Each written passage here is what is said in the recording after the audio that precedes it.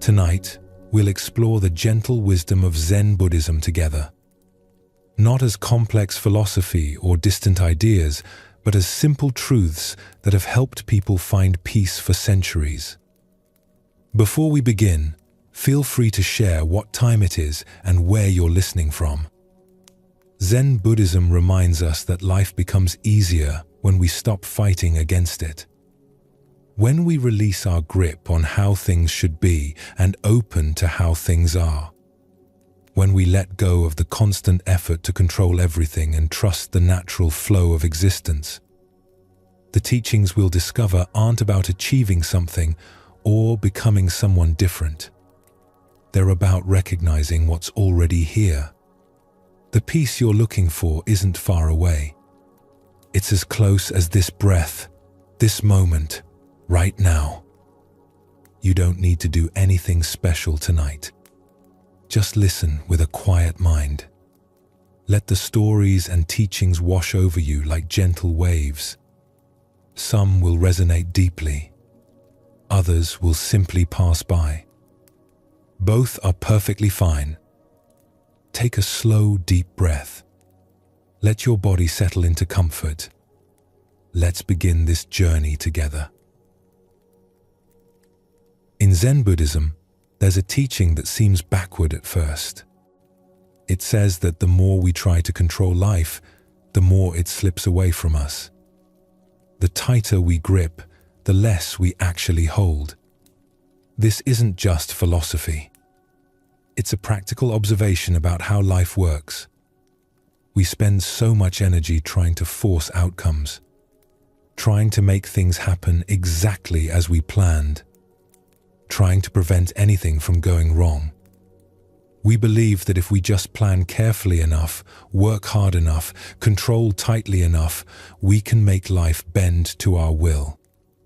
This constant effort exhausts us. It creates tension in our bodies and anxiety in our minds. We become like someone trying to hold water in a clenched fist. The tighter we squeeze, the more slips through our fingers. But Zen offers a different way. It teaches us that true strength isn't found in gripping tighter. It's found in learning when to let go, in trusting the natural flow of things, in doing what we can with skill and care, then releasing what we cannot control. This is sometimes called effortless effort, or wu wei in Chinese, action without strain, movement without force. This doesn't mean giving up or becoming passive. It doesn't mean we stop caring or stop trying. It means understanding the difference between what's ours to influence and what belongs to the larger movement of life itself. When we learn this difference, something remarkable happens. Life becomes easier. We become more effective, not less. We find peace, not because everything goes our way, but because we've stopped fighting with reality. We've learned to work with the current instead of swimming against it. Let's explore a story that shows this truth. There was a farmer named Hiroshi who worked a plot of land in a valley surrounded by mountains. He had inherited this land from his father, who had received it from his father before him. 3 generations of farming wisdom lived in Hiroshi's memory. But Hiroshi was different from his father and grandfather. They had worked with a certain ease, accepting what each season brought. Hiroshi wanted more control. He wanted to guarantee success, to eliminate all uncertainty, to force the land to produce exactly what he planned. Each spring, Hiroshi would create detailed schedules for planting. He calculated the exact day each seed should go into the ground based on weather patterns he'd studied. He measured the precise depth for each type of crop. He determined the optimal spacing between plants down to the inch. He kept notebooks filled with observations, charts tracking every variable he could think of. His wife would sometimes find him sitting up late at night, studying his records by lamplight. "Come to bed," she would say gently. "The seeds will grow whether you sleep or not." But Hiroshi couldn't rest. There was always something more to plan, something more to control. When the rains came too early or too late, Hiroshi would become anxious. This wasn't in his plan. He would check his fields multiple times each day, looking for problems, searching for anything that didn't match his expectations. His shoulders would tense. His jaw would clench. He carried a constant worry that something would go wrong. If he noticed a plant growing slower than the others, he would dig it up to examine the roots. If the leaves looked slightly different from what his books described, he would apply treatments. He was constantly intervening, constantly adjusting, constantly trying to force the plants to grow according to his vision. His neighbor, an old farmer named Satoshi, would sometimes watch Hiroshi from across the fence. Satoshi worked his own land with a different approach. He planted his seeds with care, then trusted them to grow. He watered when the soil was dry. He weeded when necessary. But mostly, he let the plants do what plants naturally do. Satoshi would arrive at his field in the morning, walk through it once, do what needed doing, then sit under a tree and drink tea. He seemed relaxed, unhurried. Sometimes Hiroshi would see him napping in the shade while his plants grew strong and healthy. One afternoon, Satoshi called over the fence to Hiroshi, who was on his hands and knees examining each plant in a row of vegetables. Hiroshi's hands were covered in dirt. His back ached from bending over for hours. Sweat ran down his face despite the cool breeze. "You're out here every day, working so hard," Satoshi said. "But your plants don't look as healthy as they could." Hiroshi stood up slowly, wiping dirt from his hands. His knees cracked as he straightened.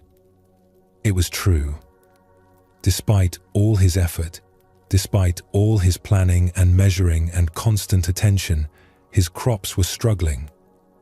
Some plants looked stressed, their leaves pale and drooping. Others had stopped growing altogether, stunted at half their expected height. He couldn't understand it. He was doing everything the book said. He was controlling every variable he could think of. "I'm trying to give them exactly what they need," Hiroshi said, frustrated. There was a tightness in his voice. "Come, look at my field," Satoshi invited, gesturing with his hand. Hiroshi climbed over the fence, brushing dirt from his clothes. Satoshi's field looked different. The plants were thriving, growing strong and green. The leaves were full and vibrant. The stems stood straight and firm. There was a natural vitality to them that Hiroshi's plants lacked. Even the soil looked healthier, darker, and richer. "How do you do it?" Hiroshi asked, looking around in wonder. "What's your secret? What fertilizer do you use? What's your watering schedule?" Satoshi smiled, his weathered face crinkling. "I don't try to control everything. I work with the land instead of forcing it. When I plant seeds, I put them in good soil and give them water. Then I trust them to grow. Plants know how to be plants. My job isn't to make them grow. My job is to provide good conditions and then get out of the way. But what about all the things that can go wrong?" "Things do go wrong sometimes," Satoshi admitted. "A storm comes. A dry spell happens. Insects arrive.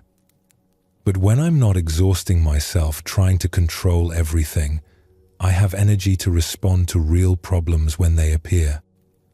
And the plants, when they're not constantly disturbed, become stronger. They develop deep roots. They learn to adapt to changing conditions. Hiroshi looked back at his own field. He realized something. His constant interference was actually weakening his plants. By digging them up to check roots, he was disrupting their growth.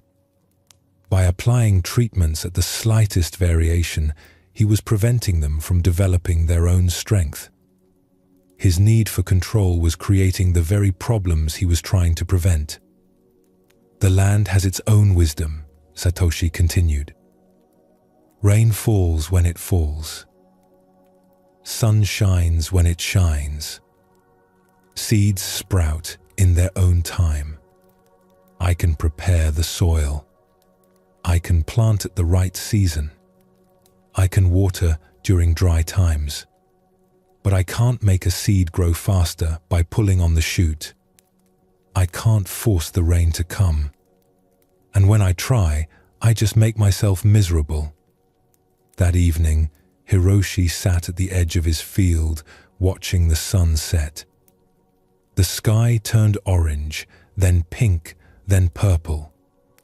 Birds called to each other as they settled for the night. He thought about all the energy he'd poured into controlling every detail. The constant worry. The endless checking and measuring and adjusting. He felt tired in a way that went beyond physical exhaustion. It was a tiredness in his spirit. He looked at his hands. They were calloused and strong, but they trembled slightly from tension he'd been carrying for months. When had farming become such a burden? His father had loved this work. His grandfather had sung while he planted. But Hiroshi had turned it into a battle. The next morning, Hiroshi tried something different. He watered his plants, then walked away. He didn't dig them up to check the roots. He didn't measure their growth against yesterday's measurements. He didn't hover over them looking for problems. It felt strange at first, almost wrong, like he was neglecting his duty. His hands itched to do more. His mind kept suggesting things to check, things to fix. But he remembered Satoshi's words. Plants know how to be plants. The first day was the hardest. Hiroshi found himself walking toward the field, then stopping. He would turn away, then feel drawn back. He had to physically keep himself from interfering. He weeded where weeds were actually choking his plants. He watered where the soil was truly dry. But he stopped the constant interference. He stopped trying to force outcomes.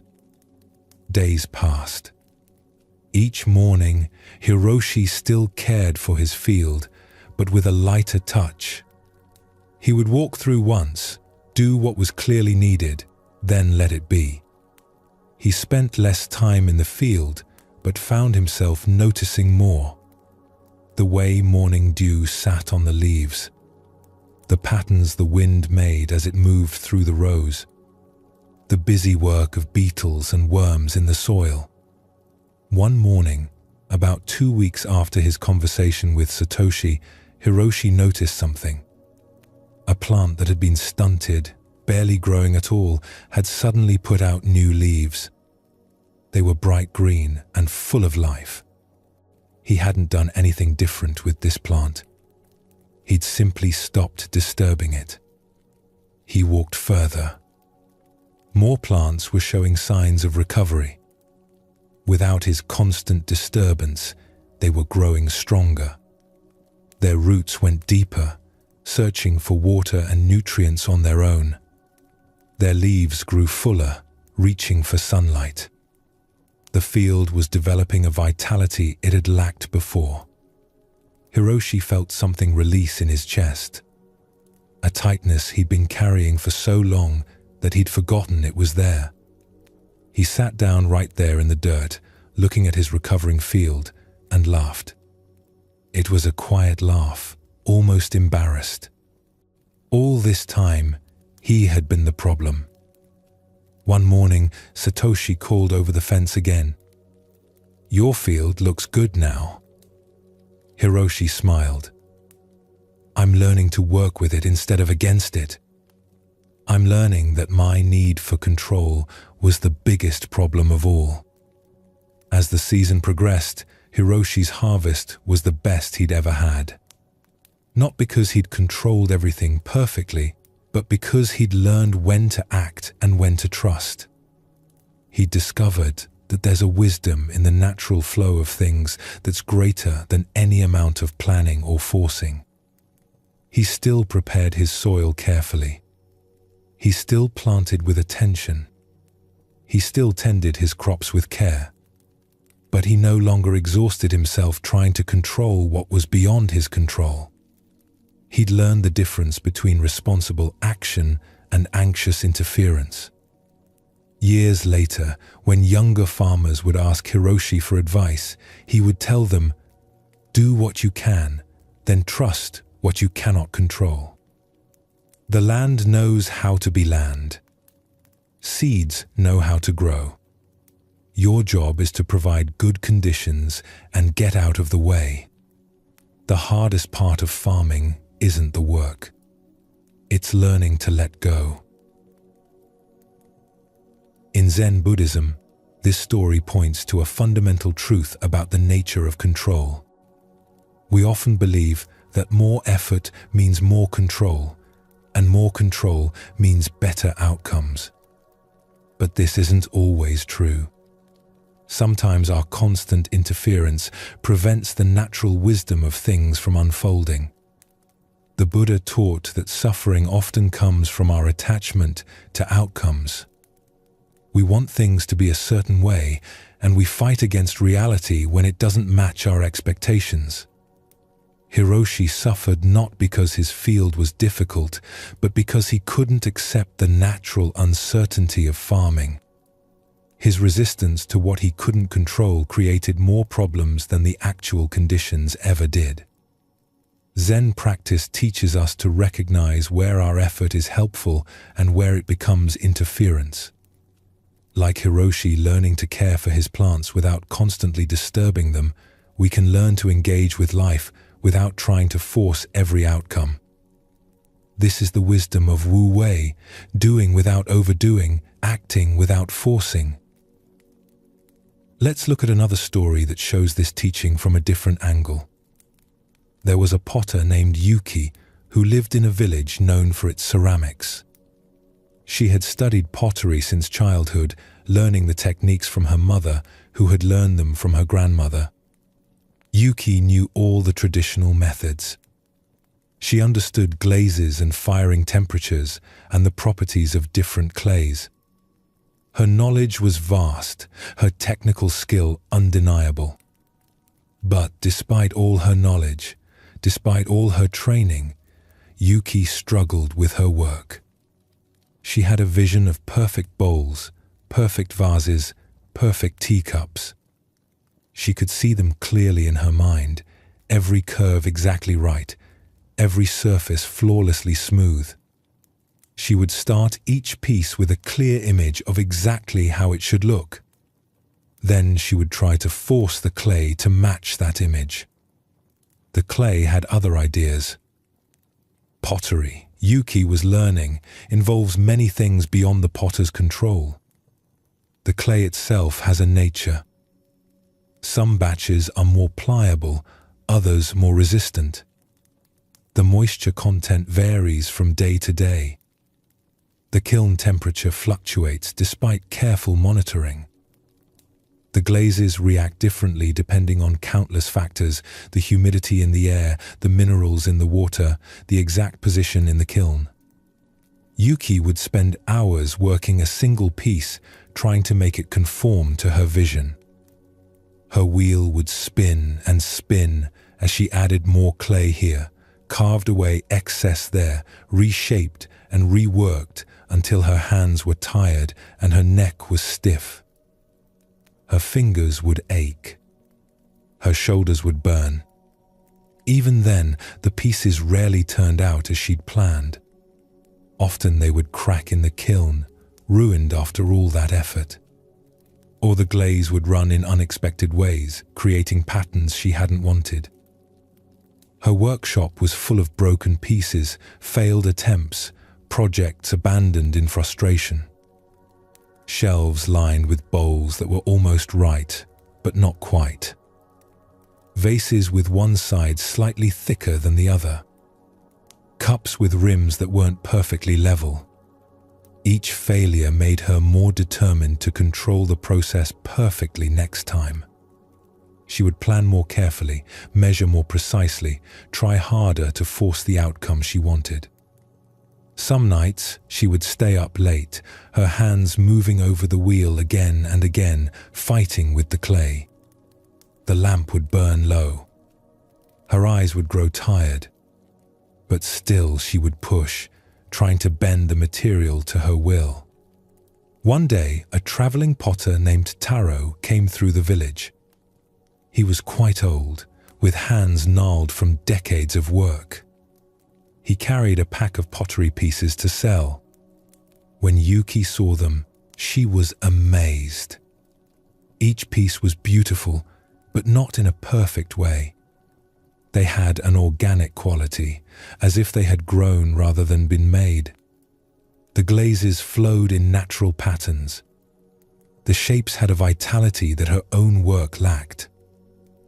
"How do you make such beautiful pieces?" Yuki asked. Taro smiled. "I don't make them. The clay and I make them together. I don't understand." "Come, let me show you." Taro asked if he could use her wheel. Yuki agreed, curious to watch him work. She expected to see some special technique, some secret method she'd been missing. But Taro's approach was surprisingly simple. He took a lump of clay and placed it on the wheel. His movements were unhurried, almost casual. As the wheel began to spin, his hands touched the clay gently. Not grabbing or forcing, just touching, feeling. He seemed to be listening to it with his fingers. His eyes were half closed in concentration. Yuki watched his hands closely. They moved with a lightness she'd never seen before. No tension in the fingers. No gripping or pushing. "This clay is soft today," he said after a moment. "It wants to be something with curves." He began shaping a bowl, following what the clay seemed to want rather than imposing a predetermined form. His hands moved in response to what he felt, adjusting as the clay responded. The bowl rose on the wheel, growing taller. Yuki expected him to force it into a specific shape, but instead he seemed to be having a conversation with the material. When the clay wanted to curve outward, he allowed it. When it wanted to thin, he supported that movement. When the clay resisted in one direction, Taro didn't force it. He adjusted his approach, working with what the clay was offering. His hands moved with confidence, but without tension. He was guiding the clay, but also letting it guide him. It was like watching a dance where both partners led and followed at the same time. "You see," Taro explained as he worked, "clay has a nature. It's not an enemy to conquer. It's a partner to dance with. When I feel what the clay wants to do, I can work with that desire. The piece becomes stronger because it follows the natural grain and character of the material." Yuki had never thought of it this way. She had always seen the clay as something to be mastered, controlled, forced into the right form. The idea that it had desires, that it wanted to be something, was completely new. Yuki watched closely.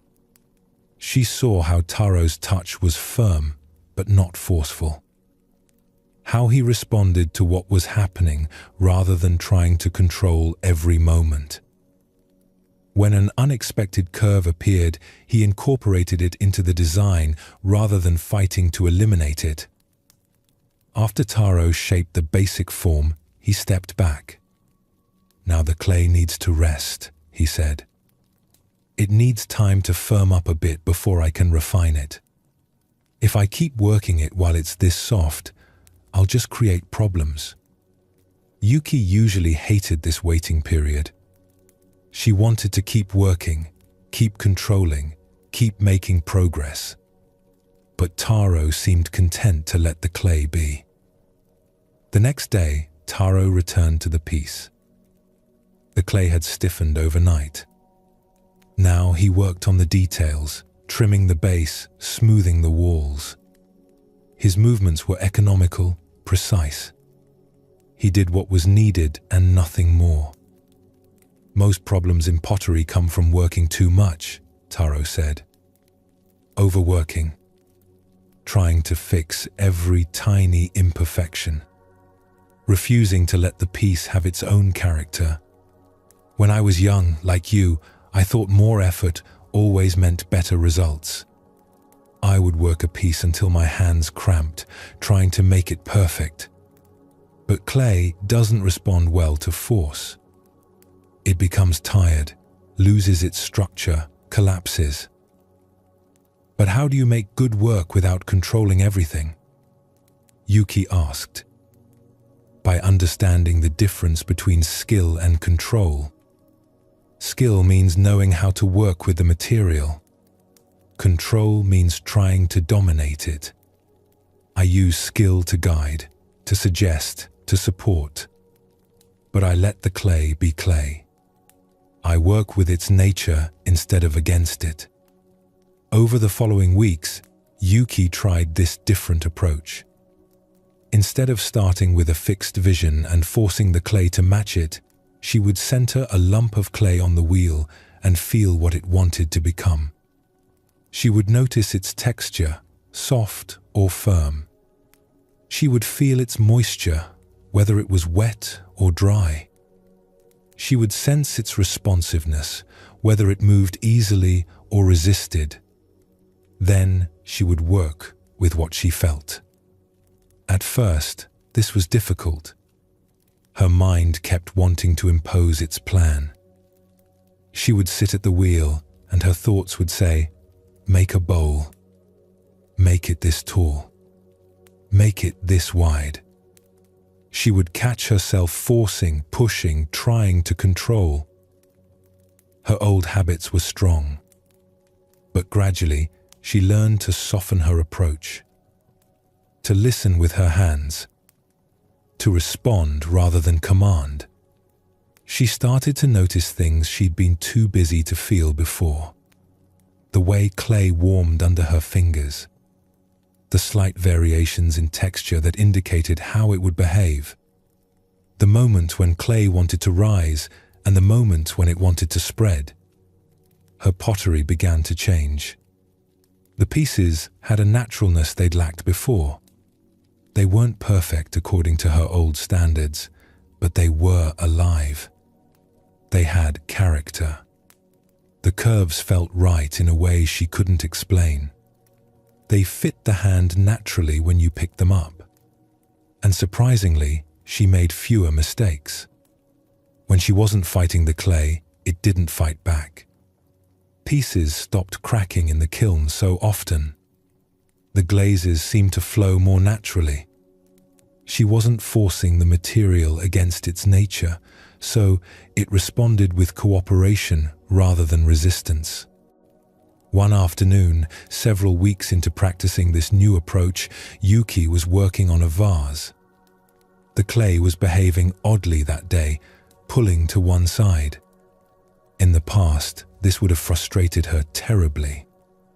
Her old instinct was to force it back to center, to make it symmetrical, to control it.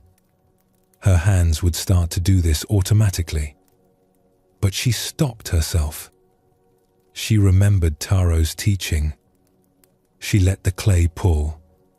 She worked with that movement instead of against it. The vase became asymmetrical, leaning gently to one side. It wasn't what she'd planned. It didn't match any image she'd had in her mind. but it was beautiful in its own way. It had a grace that symmetry couldn't have given it. That vase became one of her best pieces. When she fired it and applied the glaze, the asymmetry made the glaze flow in an unexpected pattern, like water running down a hillside. People who saw it said it looked like a flower bending toward light. It had a life to it that her more controlled, symmetrical pieces lacked. It felt alive in your hands. Yuki kept that vase on a shelf in her workshop. Sometimes, when she found herself falling back into old patterns of control and force, she would look at it. It reminded her of what becomes possible when we stop fighting. She learned something from pottery that extended far beyond her craft. She learned that resistance and force create problems. That working with the nature of things, rather than against it, leads to better outcomes. That some of the best results come when we release our rigid plans and respond to what's actually happening. The clay had taught her about life itself, about knowing when to act and when to allow, about the difference between guidance and control, about trusting that things have their own wisdom, their own path, their own nature that we can work with, but never truly dominate. Years later, Yuki became known throughout the region for her pottery. People said her pieces had a special quality, a naturalness that made them feel like they belonged in your hand, like they'd always existed.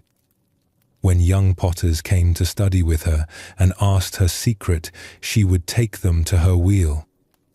She would place a lump of clay on the wheel and say, "Put your hands here. Feel it. Don't think about what you want to make. Feel what the clay wants to become." And then she would add, "I learned to stop fighting with the clay. I learned that trying to control everything was the one thing preventing me from making good work. Now I work with what is, rather than forcing what I think should be. This is the secret, if there is one. Partnership, not domination. Response, not control."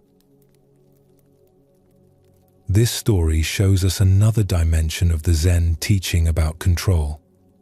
Yuki's struggle wasn't with lack of knowledge or skill. She had plenty of both. Her struggle was with her relationship to the creative process itself. Her need for control was blocking the natural flow that makes good work possible. In Zen Buddhism, there's a concept called beginner's mind. It means approaching each moment fresh, without rigid expectations about how things should be.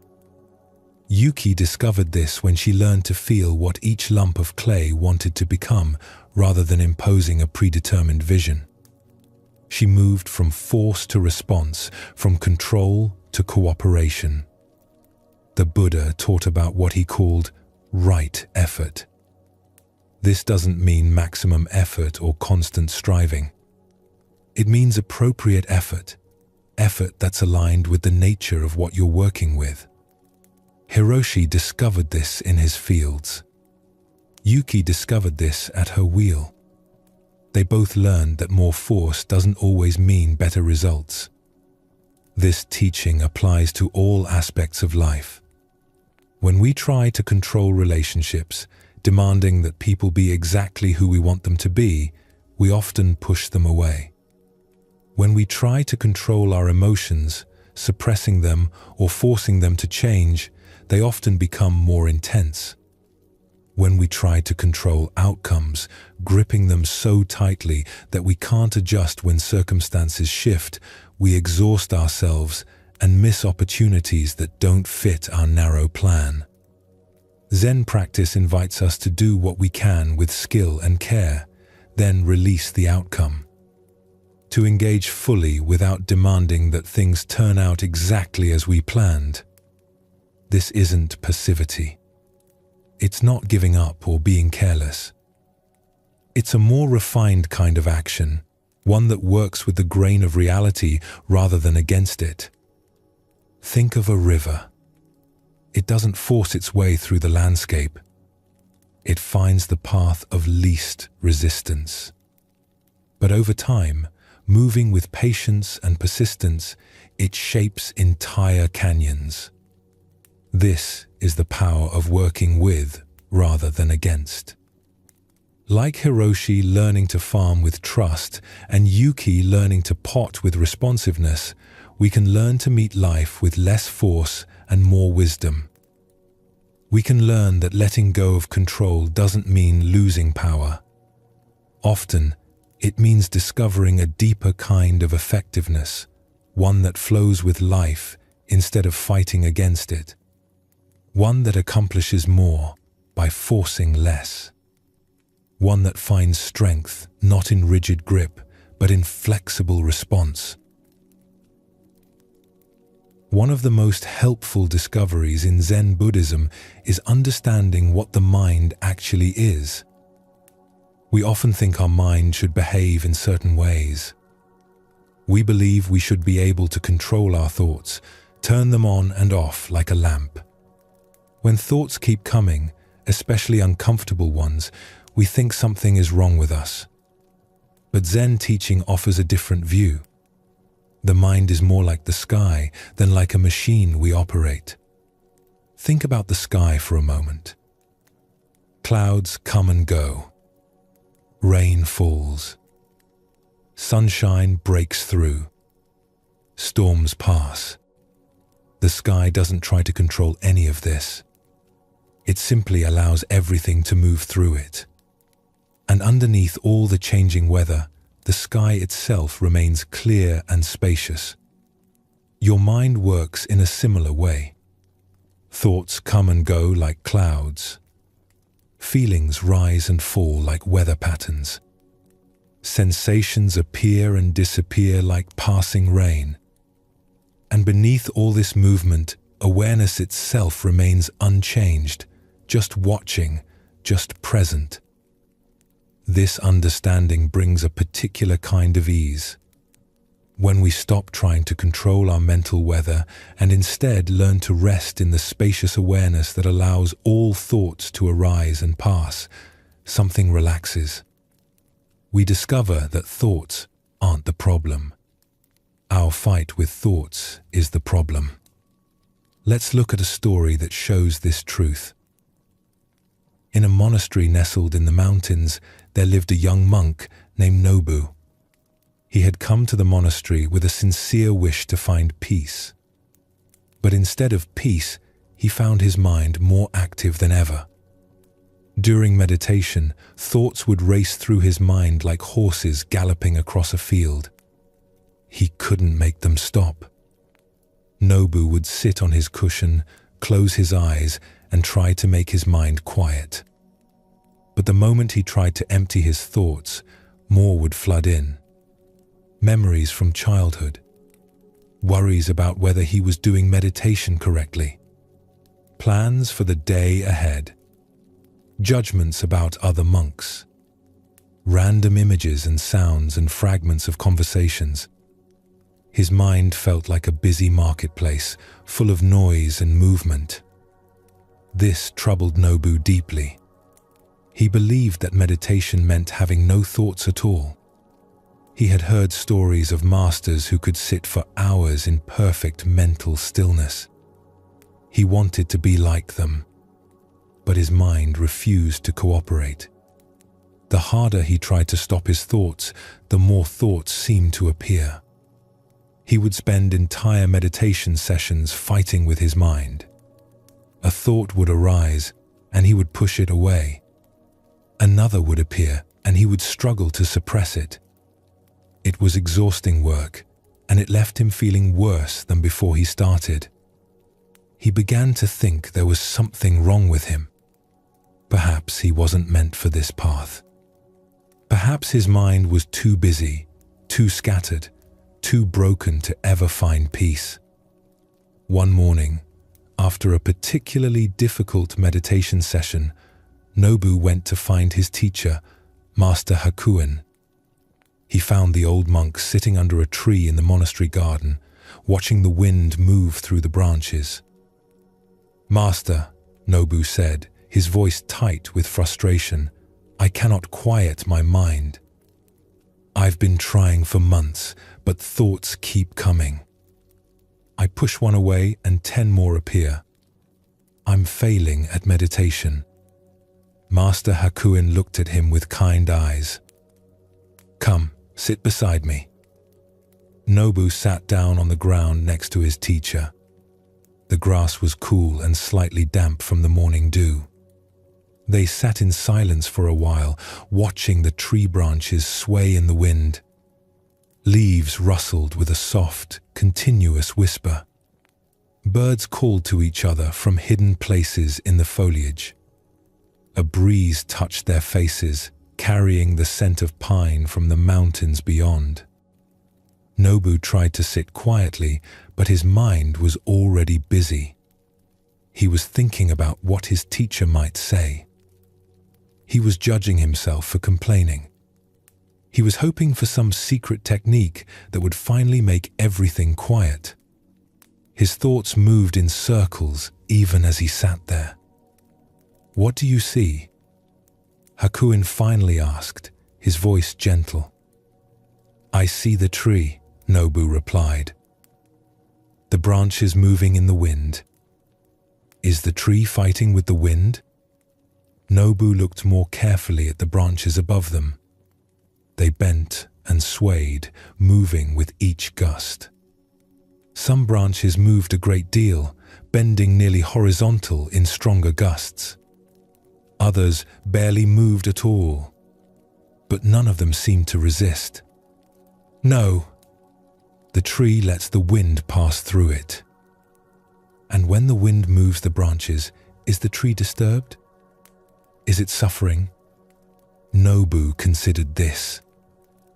The branches moved, but the trunk remained rooted, solid, unmoved by the wind that bent its smaller limbs. The tree itself was still there, unchanged. The branches move, but the trunk remains rooted. The tree itself is still there.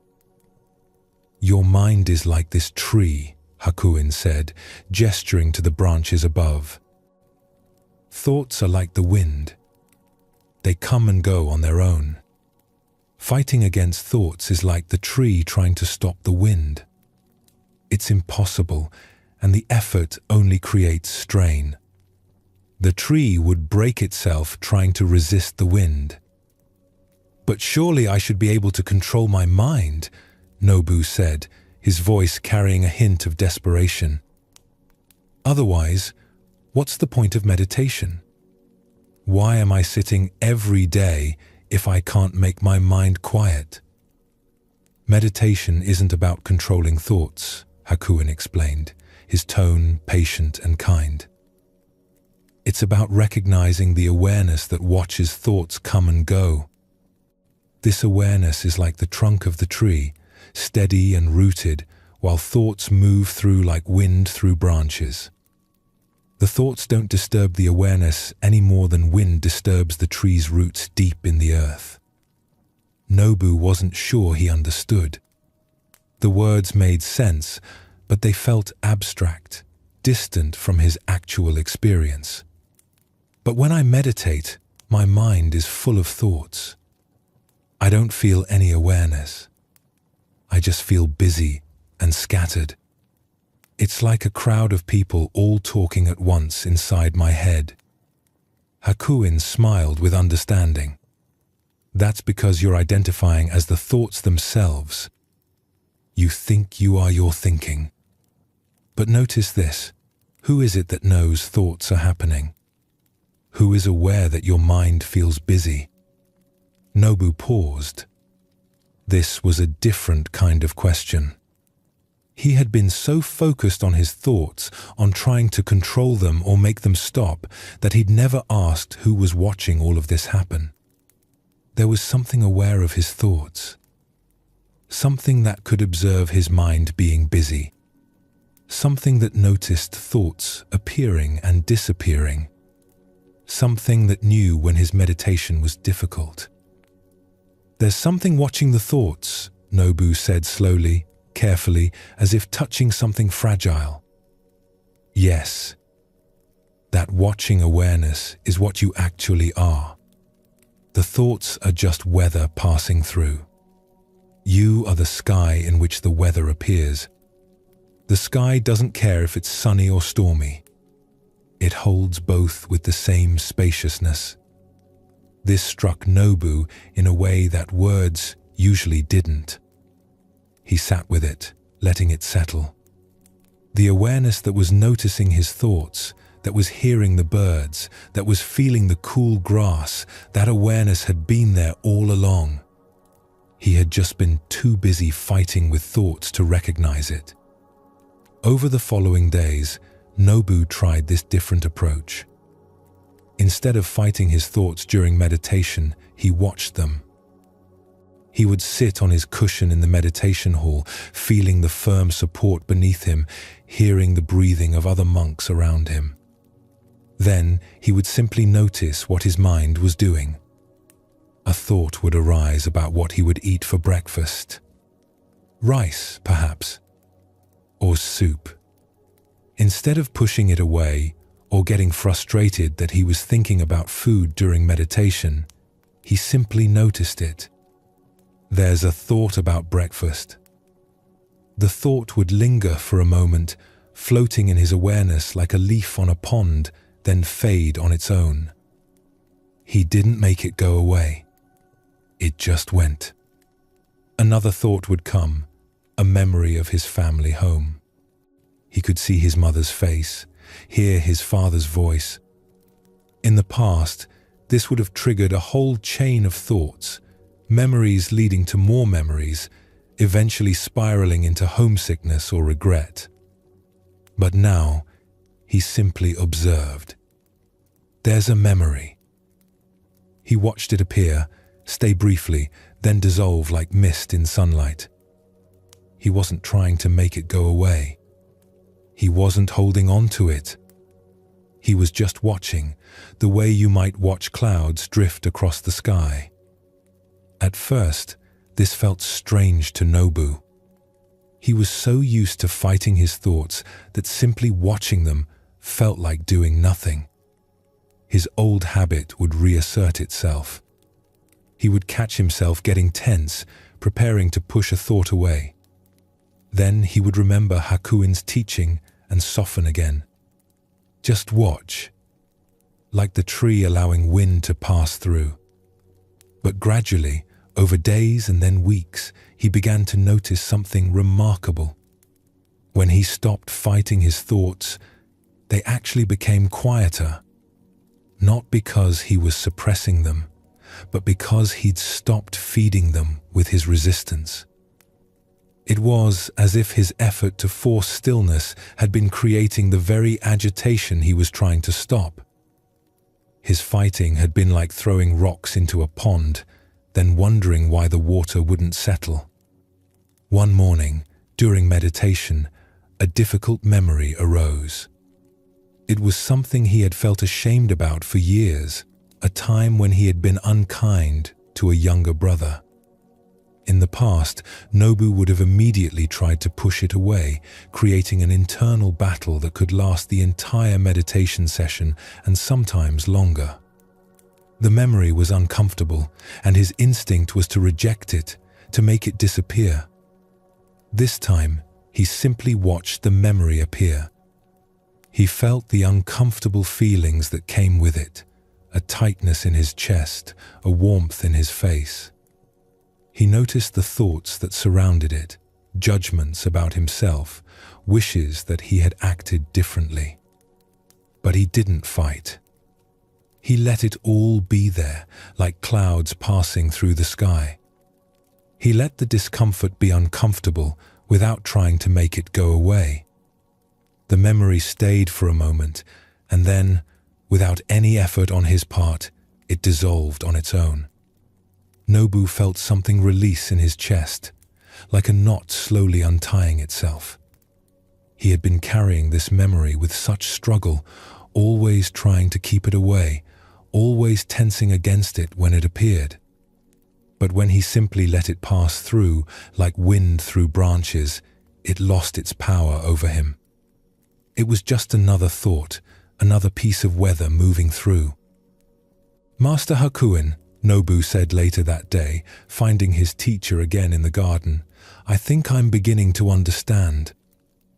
The problem wasn't my thoughts. The problem was my relationship with my thoughts. I was treating them like enemies, like invaders I had to fight off." "Yes," Hakuin replied, looking up from the vegetables he was tending. "When we fight with our mind, we create two problems where there was only one: the thought itself and our struggle against it. But when we simply watch thoughts come and go, they pass like everything else. They're not good or bad. They're just mental weather. Rain isn't bad. Wind isn't bad. They're just what happens." Nobu continued this practice over many months. The monastery's seasons changed around him. Summer heat gave way to autumn cool, then winter cold, then spring warmth again. Some days his mind was quiet, with few thoughts drifting through. Other days it was very busy, with many thoughts crowding in. But he learned that both were okay. He didn't need to prefer quiet days over busy days. Quiet wasn't better than busy. Clear weather wasn't better than stormy weather. They were just different. He could rest in the awareness that watched all of it, the awareness that remained peaceful regardless of what thoughts were passing through. This awareness was always there, steady and unchanging, like the deep water beneath ocean waves. The surface might be choppy or smooth, but the depths were always still. Years later, when Nobu became a teacher himself and young monks came to the monastery, students would come to him with the same struggle he once had. They would sit with him in that same garden, under that same tree, and say, "I can't stop my thoughts. My mind is too busy. I must be doing something wrong." Nobu would smile with understanding, remembering his younger self so clearly. "You're not supposed to stop your thoughts," he would tell them gently. "Thoughts are what minds do, like waves are what oceans do. The ocean doesn't try to stop its waves. Your job isn't to make the waves stop. Your job is to recognize the deep, still water beneath the surface. That stillness is always there, whether the surface is calm or stormy. You don't create it. You just recognize it. It's what you are beneath all the mental movement." And sometimes, if the student seemed ready, he would point to the tree branches moving in the wind, just as Hakuin had shown him all those years ago. This teaching in Zen Buddhism is often called the witness or the observer. It's the recognition that we are not our thoughts. We are the awareness in which thoughts appear. This might seem like a small distinction, but it changes everything. When we believe we are our thoughts, we take them very seriously. If an anxious thought appears, we become anxious.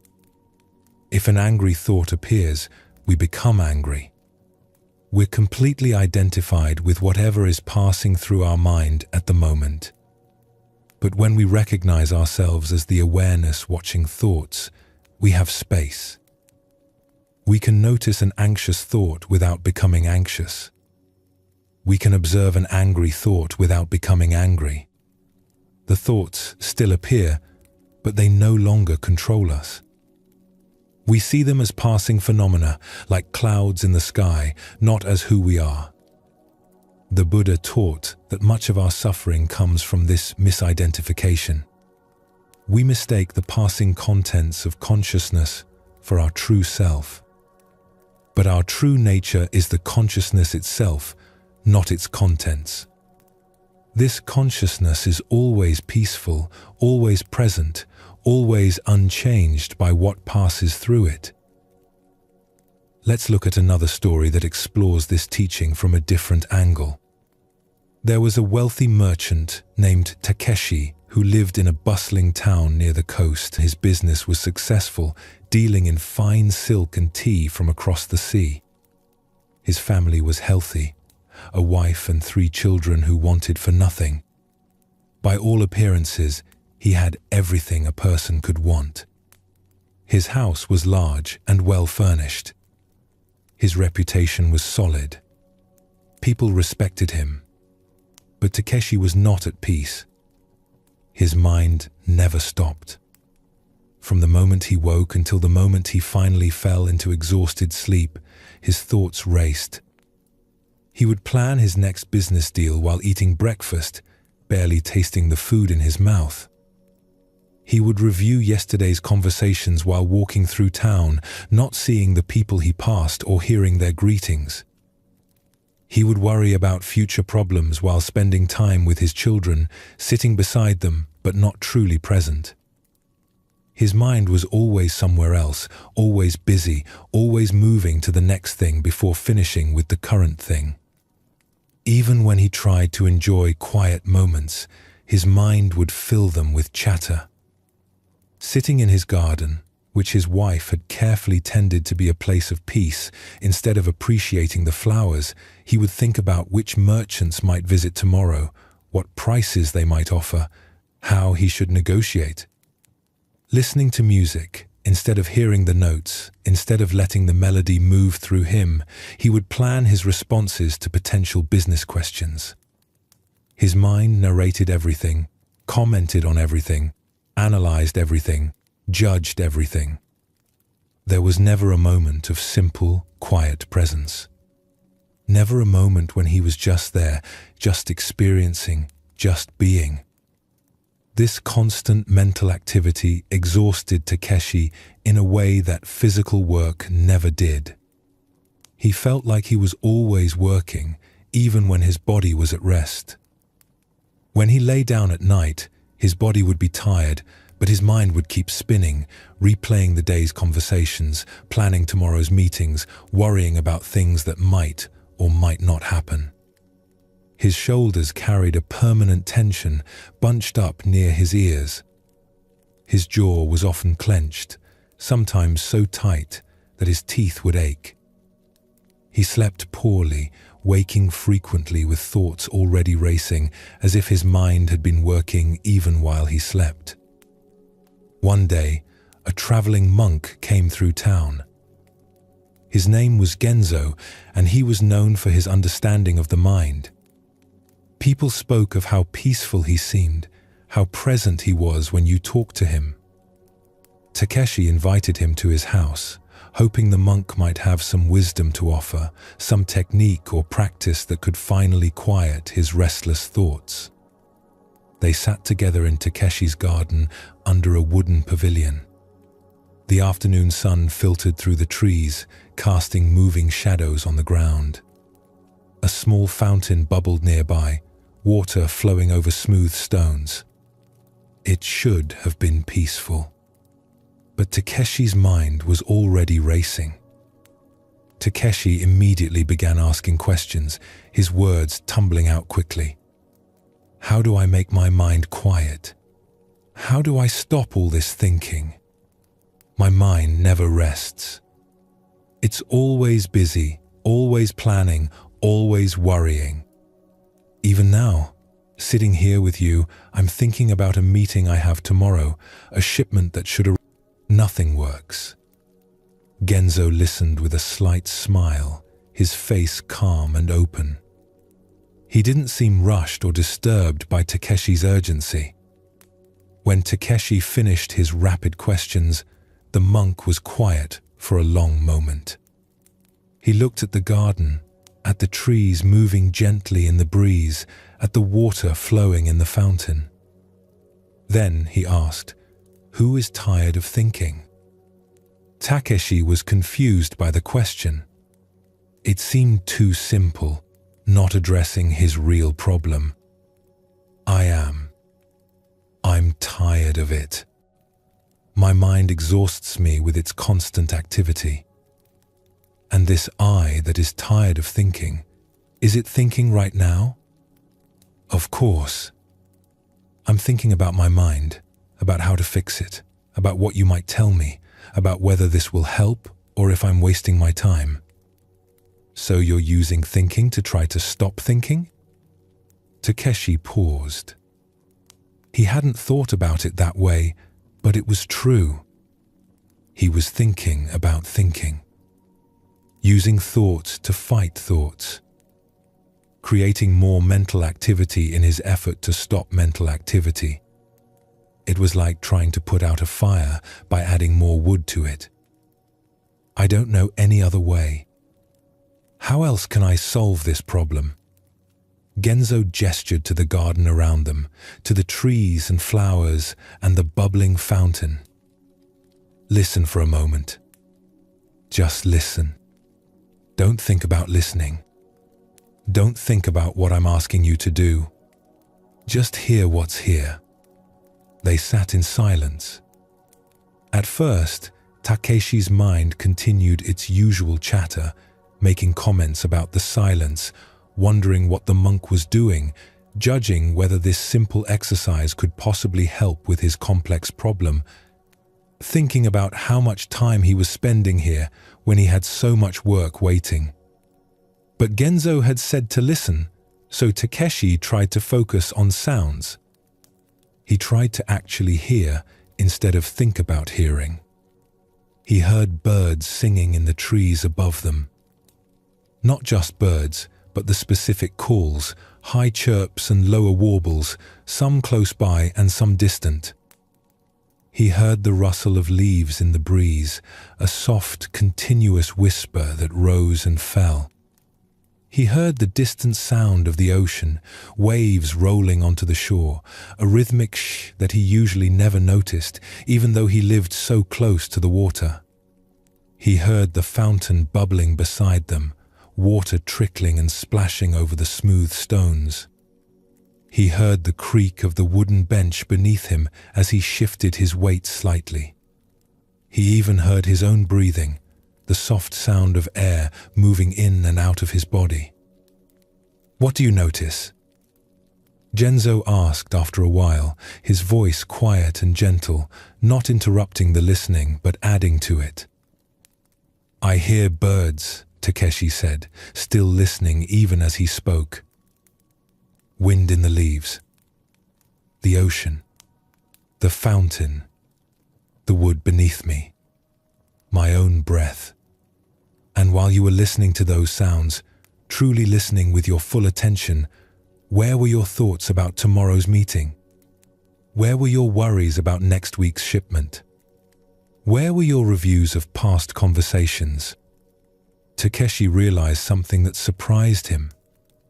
While he was actually listening, giving his full attention to the sounds around him, his mind had been quiet. Not because he'd forced it to be quiet, not because he'd suppressed his thoughts or pushed them away, but because his attention was occupied with direct experience instead of mental commentary. The thoughts had simply stopped on their own when he was fully engaged in the act of hearing. "They were gone," he said with surprise, his eyes widening slightly. "But now they're back.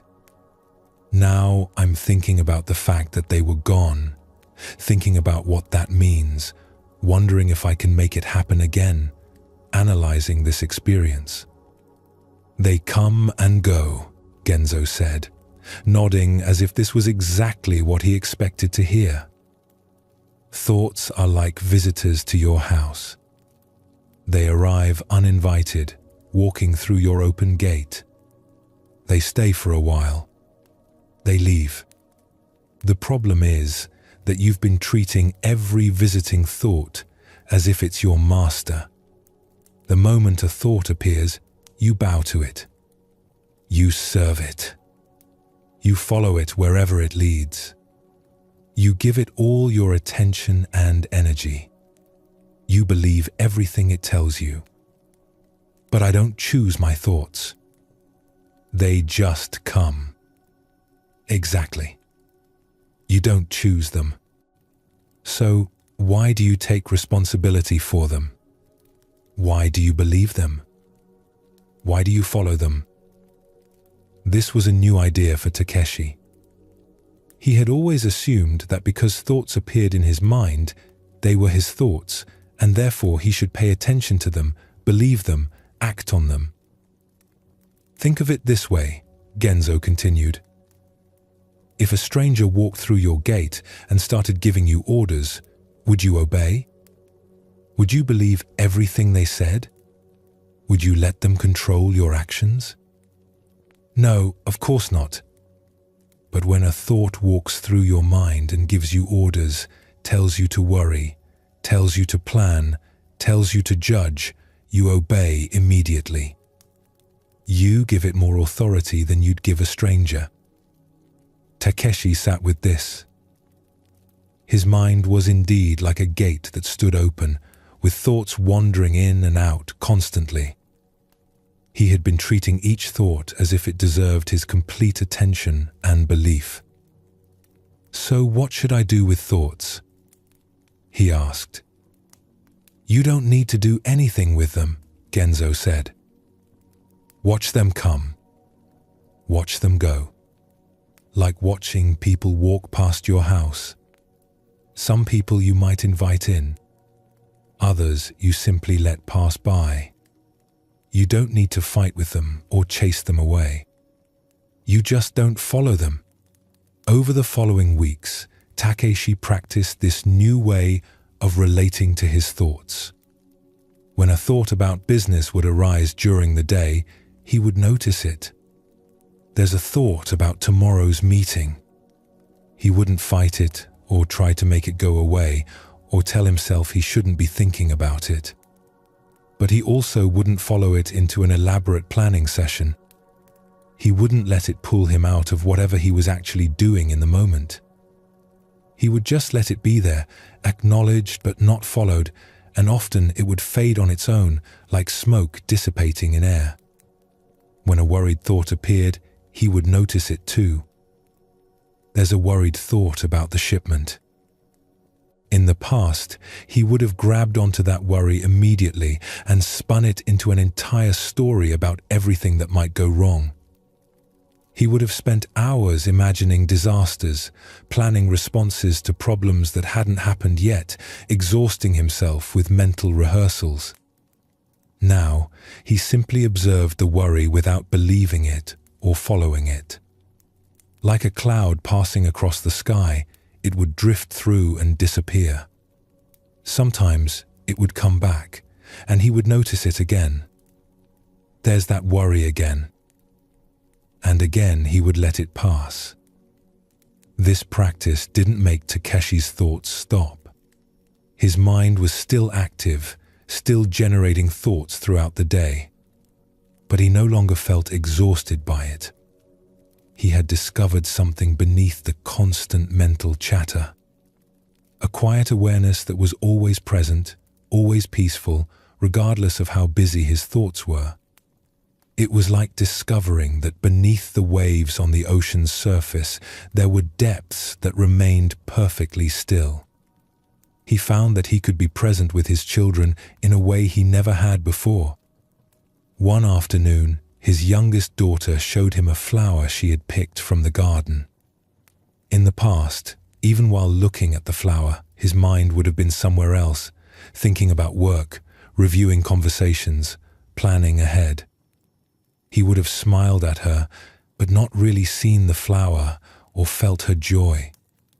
Now, he actually saw the flower she held, the delicate pink petals, the yellow center, the pride in her eyes as she shared her discovery. His mind still generated thoughts, but he didn't follow them away from this moment. When he noticed his attention drifting, he gently brought it back to his daughter, to the flower, to the present. He could sit in his garden without his mind narrating the experience or planning future tasks. He could simply be there, seeing the flowers his wife had planted, feeling the warmth of the sun, hearing the fountain's gentle sound. Thoughts would still drift through. I should ask the gardener about those roses. Tomorrow I need to, but he didn't follow these thoughts. He let them pass like birds flying overhead, noticed but not pursued. He could listen to music and actually hear it, not just have it playing in the background while his mind raced through other matters. The notes would rise and fall, and he would be there with them, present to the actual experience of sound entering his ears. His chest would move with the melody. His breath would slow. Thoughts still came, but they no longer carried him away from the music. One evening, several weeks into this practice, he sat in his garden as the sun set behind the mountains in the distance. The sky turned from blue to orange to pink to purple, colors shifting moment by moment. His mind was relatively quiet, though not completely empty. A few thoughts drifted through, lazy and slow. Plans for tomorrow's meeting with a tea merchant. A memory from earlier in the day when he had laughed with his wife. A passing worry about a business matter that needed attention next week. But Takeshi didn't get caught up in any of them. He simply sat on the wooden bench his father had built years ago, aware of the thoughts, but not following them. Aware of the sunset painting the sky. Aware of the cool evening air on his skin. Aware of the peace that existed whether thoughts were present or not. The thoughts were like fish occasionally breaking the surface of a still pond. They appeared, created a small ripple, then disappeared back into the depths. The pond's fundamental stillness remained undisturbed. He realized something in that moment. For the first time in years, he felt truly at rest. Not because his mind was empty, but because he'd found the space that held both thoughts and silence with equal ease. He was no longer fighting, no longer exhausted, just present, just aware, just here. Genzo visited again a few months later, passing through town on his travels. Takeshi invited him to the garden again, and they sat on the same bench where they had first talked. "How is your mind?" Genzo asked, his eyes warm with genuine curiosity, not just a polite question. Takeshi smiled, a real smile that reached his eyes. "Still busy sometimes. Still quiet sometimes. Some days there are many thoughts.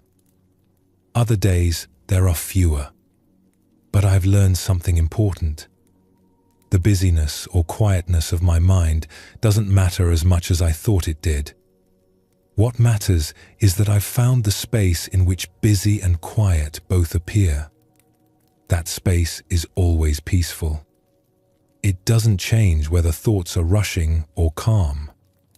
"Yes," Genzo said, nodding with satisfaction. "You've discovered what Zen calls your original nature. The nature you had before you learned to identify with thinking. It was there before thoughts began, when you were an infant, and it will be there after thoughts end. It's not disturbed by thinking any more than the sky is disturbed by clouds. The clouds come and go, but the sky remains the sky." Takeshi looked around his garden, seeing it with different eyes than he had months ago. The same flowers, the same fountain, the same trees. But everything felt different because he was different. Or rather, he had discovered what had been there all along, hidden beneath years of constant mental noise. "I thought peace meant having a quiet mind," Takeshi said. "But peace is actually the awareness that watches both quiet and busy minds. It's what I am, not what I achieve." Genzo smiled. "Now you understand." This teaching points to something central in Zen Buddhism, the difference between the contents of consciousness and consciousness itself. Takeshi's suffering didn't come from having thoughts. It came from believing he was his thoughts, from identifying completely with the mental chatter. When we recognize that we are the space in which thoughts appear, everything changes. We can think without being consumed by thinking. We can experience mental activity without being exhausted by it. We discover a rest that doesn't depend on thoughts being absent. The mind will produce thoughts. This is its nature. Trying to stop thinking is like trying to stop the heart from beating. It's not the goal of Zen practice. The goal is to recognize what we are beneath the thinking. To find the awareness that watches thoughts come and go without being caught up in them. This awareness is always present. It's present when the mind is busy. It's present when the mind is quiet. It's the constant in all our changing mental states. And it's inherently peaceful, not because it has achieved peace, but because peace is its nature. Like Nobu learning that thoughts are like wind through branches and Takeshi discovering the space beneath mental chatter, we can find this peaceful awareness in ourselves. It's not something we create or achieve.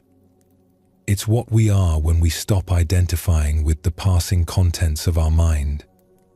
It's here right now, aware of these words, present beneath whatever thoughts are moving through at this moment. In Zen Buddhism, there's a fundamental teaching about the nature of reality. Everything changes. Nothing stays the same. The flower that blooms today will wilt tomorrow. The child becomes an adult. The strong body grows old. The seasons turn endlessly. Nothing is permanent. This might sound sad at first. We want things to last. We want to hold on to the good moments, the people we love, the things that bring us joy. We build our lives trying to create stability, trying to make things permanent.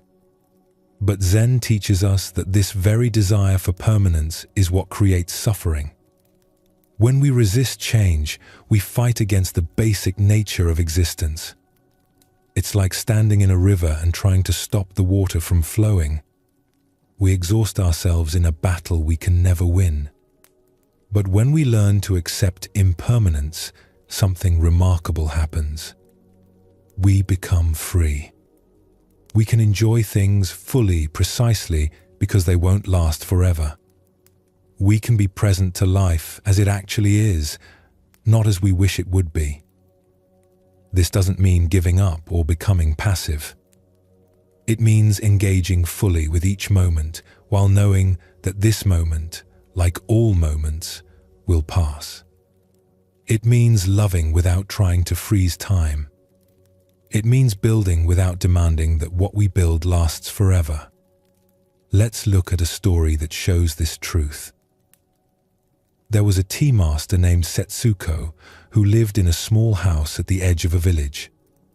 She was known throughout the region for her skill in the tea ceremony. People would travel many days to experience tea prepared by her hands. But Setsuko was known for something else too. She had a bowl that everyone admired. The bowl was old, passed down through 3 generations of tea masters. It had belonged to Setsuko's grandmother and her grandmother's teacher before that. The glaze was a deep green that seemed to shift in the light. The shape fit perfectly in the hands. There was a small irregularity in the rim where the potter's tool had slipped, and this imperfection somehow made the bowl more beautiful, more human. Setsuko used this bowl every day for the most important part of her tea ceremony. She washed it carefully after each use. She kept it wrapped in silk when it wasn't being used. She treasured it, not just for its beauty, but for the connection it represented. Her grandmother's hands had held this bowl. Every time Setsuko prepared tea in it, she felt that connection, that unbroken line of teaching and tradition. One autumn morning, Setsuko was preparing for a tea ceremony. An important guest was coming, a traveling scholar who had requested the honor of experiencing her tea preparation. Setsuko had risen early, before the sun touched the horizon, to prepare everything perfectly. She cleaned the tea room with careful attention, wiping each surface until it was spotless. She arranged flowers in the alcove, choosing chrysanthemums that echoed the season. She selected the finest tea leaves, ones that had been stored for just the right amount of time. And of course, she would use her grandmother's bowl. The morning light was soft and golden as she moved through her preparations. Everything felt right. The air was cool.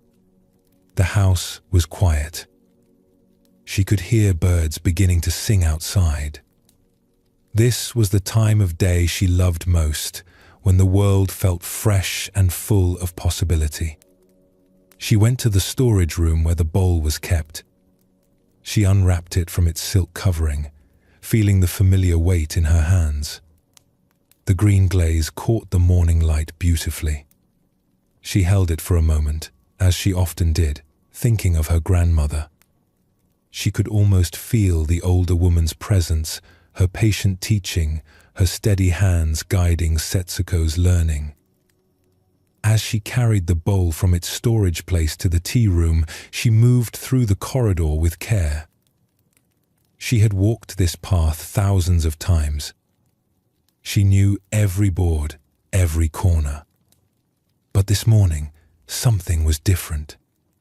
Perhaps her mind was already moving ahead to the ceremony.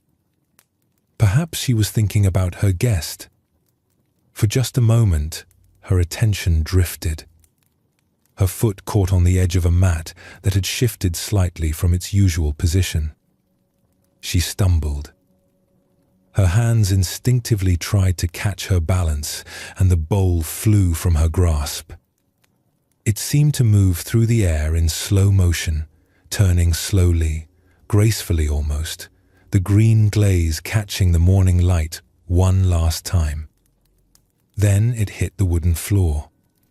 The sound was sharp and final, echoing through the quiet house. The bowl shattered into many pieces, fragments scattering across the polished wood. Setsuko stood frozen, staring at the destruction. Her breath stopped in her chest. The green glaze was now on a dozen separate shards, each piece reflecting light, but no longer whole. The beautiful shape that had fit so perfectly in hands was destroyed beyond recognition. 3 generations of care, 3 generations of teaching and tradition ended in a single moment of inattention, of clumsiness. Her throat tightened. Her eyes burned with tears that she tried to hold back, but they came anyway, spilling down her cheeks. She felt a pain in her chest that was almost physical, as if something inside her had broken along with the bowl. She knelt down slowly, her legs feeling weak, and began to pick up the pieces. Her hands trembled as she gathered each fragment, treating them with the same care she had shown the whole bowl. She found the piece with the small irregularity in the rim that she had loved so much. That tiny imperfection that had made the bowl feel alive, feel human. Now it was just a broken shard, sharp at the edges. She held it in her palm and felt the weight of loss settle into her chest like a stone. The guest would arrive soon. She should prepare another bowl. She should continue with the ceremony. Her mind told her these things, but her body couldn't move. She sat there among the broken pieces, feeling the pain of losing something precious, something irreplaceable. This wasn't just a bowl. It was a connection to her grandmother, to her lineage, to everything she valued about the tea ceremony. There was a soft sound at the door, gentle footsteps on the wooden floor. Setsuko looked up to see an old woman standing there.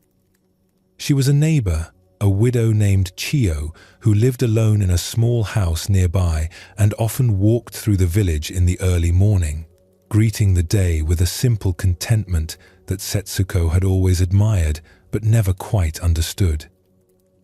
"I heard something break," Chio said gently, her voice soft as rain. "May I come in?" Setsuko nodded, not trusting her voice. The tears were still wet on her cheeks. The old woman came and sat beside her on the floor, lowering herself slowly with the careful movement of age. She looked at the broken pieces without speaking for a long moment, just observing, present to what had happened. Then she said, "It was beautiful, this bowl." "It was my grandmother's," Setsuko managed to say, her voice breaking on the words. 3 generations of tea masters used it.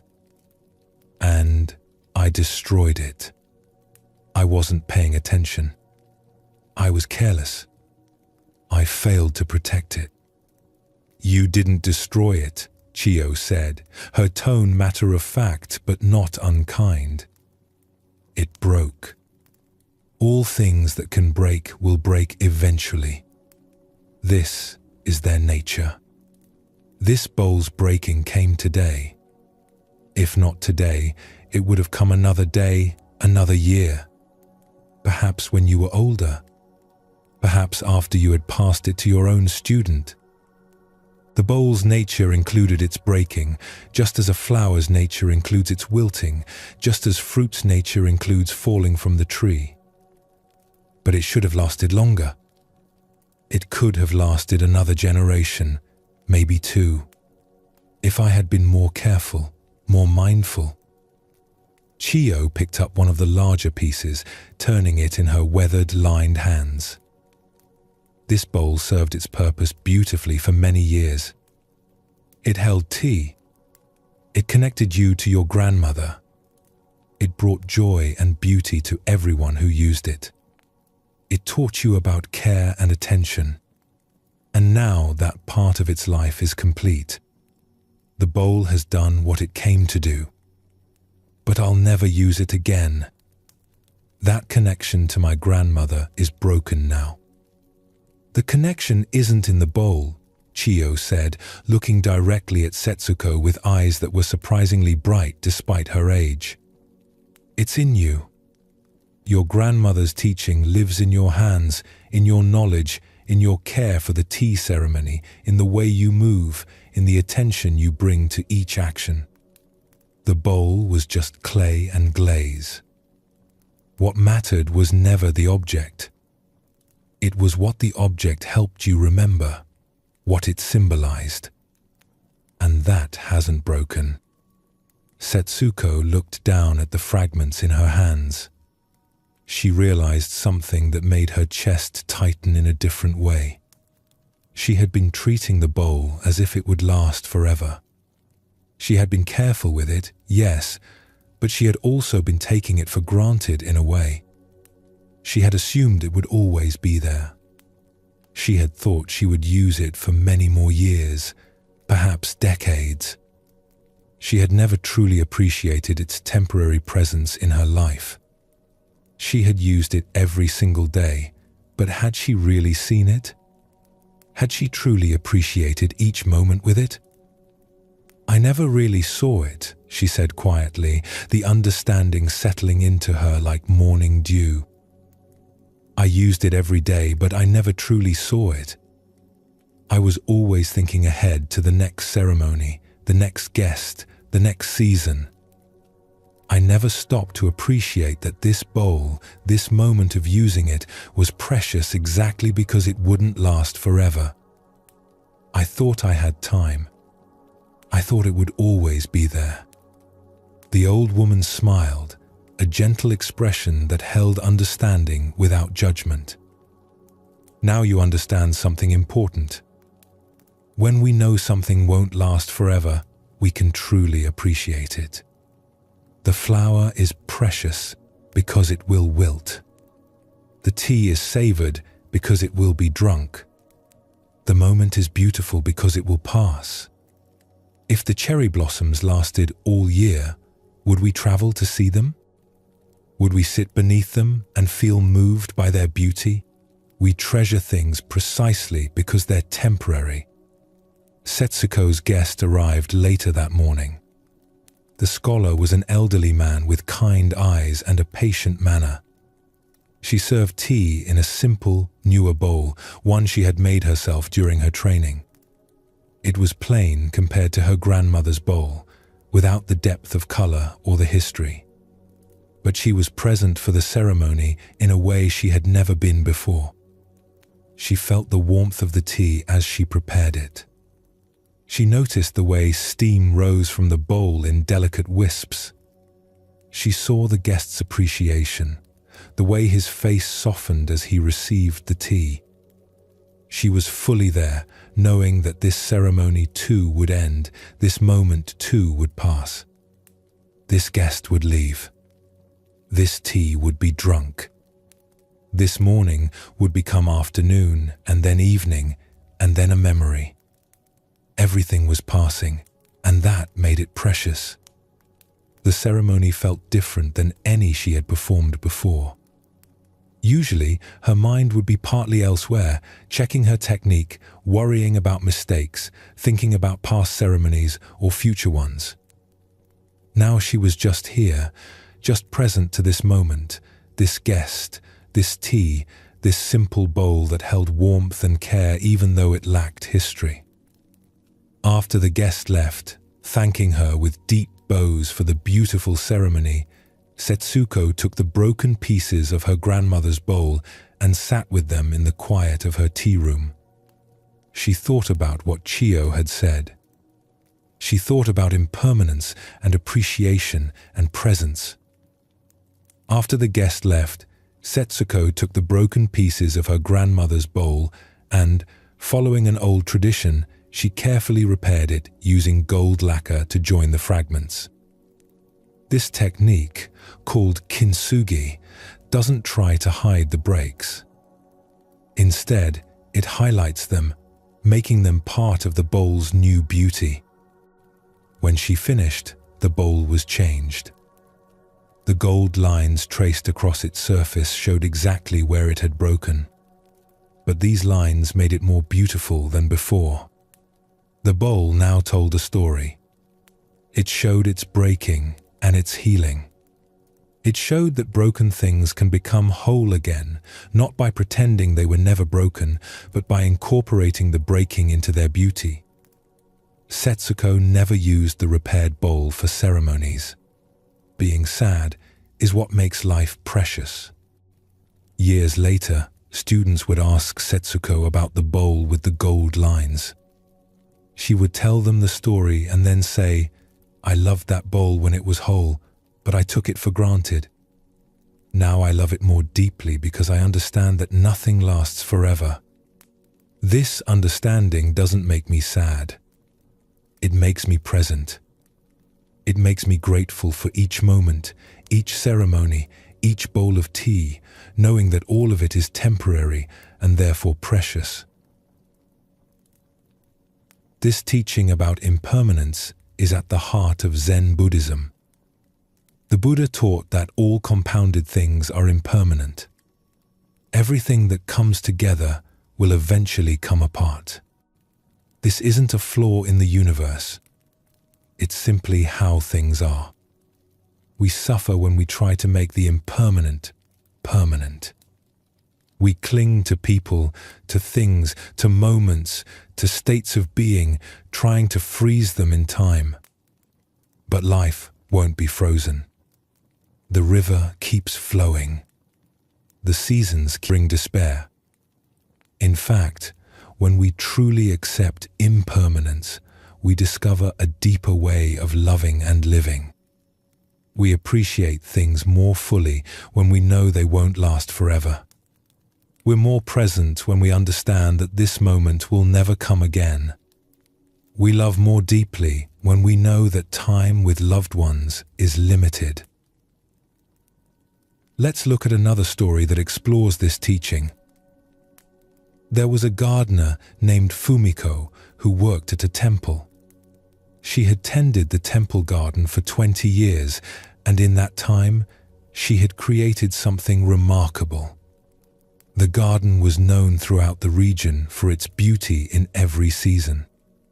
Spring brought cherry blossoms that drew visitors from far away, people who would travel for days just to sit beneath the flowering trees. Summer offered cool green shade and the sound of water trickling through carefully placed stones, a refuge from the heat. Autumn turned the maple trees brilliant red and gold, creating a display so vivid it seemed almost unreal. Even winter had its beauty, with snow highlighting the shapes of bare branches and evergreen pines standing dark against white. But Fumiko had a favorite season: spring. She loved the cherry blossoms most of all, loved them with an intensity that bordered on pain. For 50 weeks of the year, she would tend the garden, preparing for those 2 weeks when the cherry trees would bloom. She would prune carefully in late winter, making sure each cut was precise, thinking always of the blossoms to come. She would fertilize the soil with exactly the right mixture, testing and adjusting.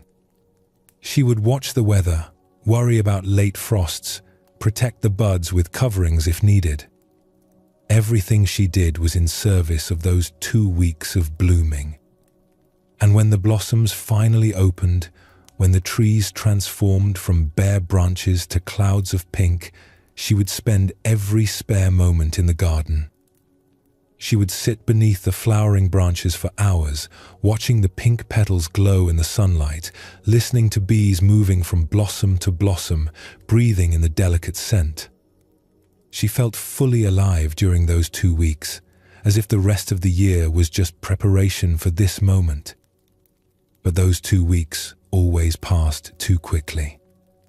It seemed that just as the blossoms reached their peak beauty, they began to fall.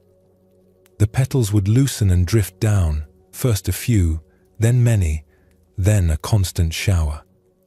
And each year, as the petals fell, Fumiko would feel a deep sadness settle over her like a blanket. The beauty was ending. The blossoms were dying. Another year of waiting stretched ahead. She had waited so long, worked so hard, and now it was over. The joy she felt during blooming was matched by the sorrow she felt during falling. One spring, a traveling monk came to stay at the temple. His name was Basho, and he was very old, his face deeply lined, his back bent from many years of walking. He asked permission to sit in the garden, and the temple master agreed. Basho would sit under the cherry trees each day, watching the blossoms. Fumiko noticed that he seemed completely content, whether the trees were in full bloom or whether petals were falling. He didn't seem sad when the blossoms began to drop. He just sat, present to whatever was happening. One afternoon, Fumiko was sweeping fallen petals from the path. She was working quickly, a tightness in her chest, trying to clear away the evidence of fading beauty. Basho was sitting nearby, watching petals drift down around him. "You seem troubled," Basho said gently. Fumiko stopped sweeping. "The blossoms are falling. Soon they'll all be gone. I wait all year for this beauty, and it lasts such a short time. It seems cruel." Basho smiled. "Come, sit with me for a moment." Fumiko set aside her broom and sat on the bench beside him. They watched in silence as petals fell around them. One landed on her hand, soft and delicate. She looked at it closely. The pink was fading at the edges. Soon this petal would turn brown and dry up. "Why do you think the cherry blossoms are beautiful?" Basho asked. "Because of their color, their delicate shape, the way they transform the trees. And would they be as beautiful if they bloomed all year long? Fumiko thought about this. She imagined cherry blossoms in summer, in autumn, in winter. Always there, always pink, never changing. No, she said slowly. I don't think they would be. Why not? Because part of their beauty is their rarity. Part of what makes them special is that they come only once a year and last only a short time. Yes, Basho said. The cherry blossoms are beautiful precisely because they're impermanent.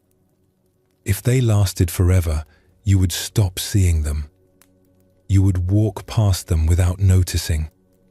But because they bloom briefly, you appreciate every moment of their presence. You plan your year around them. You sit beneath them and really look at them. Their impermanence makes them precious. A petal landed on Fumiko's lap. She picked it up carefully. But I'm sad when they fall. You're sad because you're trying to hold on to something that's already passing. You're resisting the natural flow of the season. But watch what happens when you stop resisting. Fumiko sat quietly, holding the petal. She stopped trying to keep the blossoms from falling. She stopped wishing they would last longer. She just watched. A breeze came, and dozens of petals swirled through the air. It was like pink snow, beautiful and fleeting. One petal caught in her hair. Several landed on Basho's shoulders. They settled on the ground like a carpet. And Fumiko realized something. The falling was beautiful too. The petals drifting through the air, the way they carpeted the ground, this was part of the cherry blossom's beauty. She had been so focused on the blooming that she had missed the beauty of the falling. Every season has its gift, Basho said. Spring brings blossoms. Summer brings green shade. Autumn brings colored leaves. Winter brings quiet and rest. But you've been wishing spring would last forever, so you miss the gifts of other seasons. You've been holding on to what's passing instead of receiving what's coming. Over the following months, Fumiko tried to practice this teaching. When the cherry blossoms finished falling, she noticed how the trees leafed out with fresh green.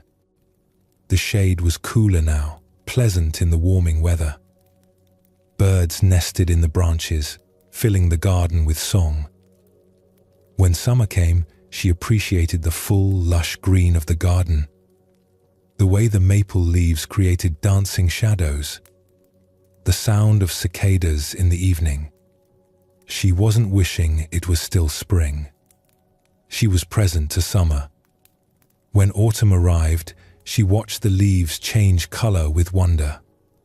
The maples that had been green turned brilliant red and gold. The ginkgo trees became bright yellow. Instead of being sad that green had gone, she marveled at the new beauty that autumn brought. And when winter came, she found beauty there too. The bare branches created elegant lines against the sky. Snow collected on the evergreen pines. The garden had a spare, quiet beauty that she had never fully appreciated before because she'd always been waiting for spring to return. When spring came again, Fumiko found that she loved the cherry blossoms even more than before. But now her love wasn't mixed with grasping. She didn't need them to last forever. She enjoyed them fully during their brief blooming, and when they fell, she enjoyed the falling. She had learned to love each season for what it offered, not wish it was a different season. Years later, the temple master asked Fumiko what she had learned from tending the garden for so long. She thought for a moment, then said, "The garden taught me about life. Everything changes. Every season ends. But each season is complete in itself. Spring doesn't fail because it becomes summer. The cherry blossoms don't fail because they fall. They do exactly what they're meant to do, bloom beautifully and let go. I've learned to do the same.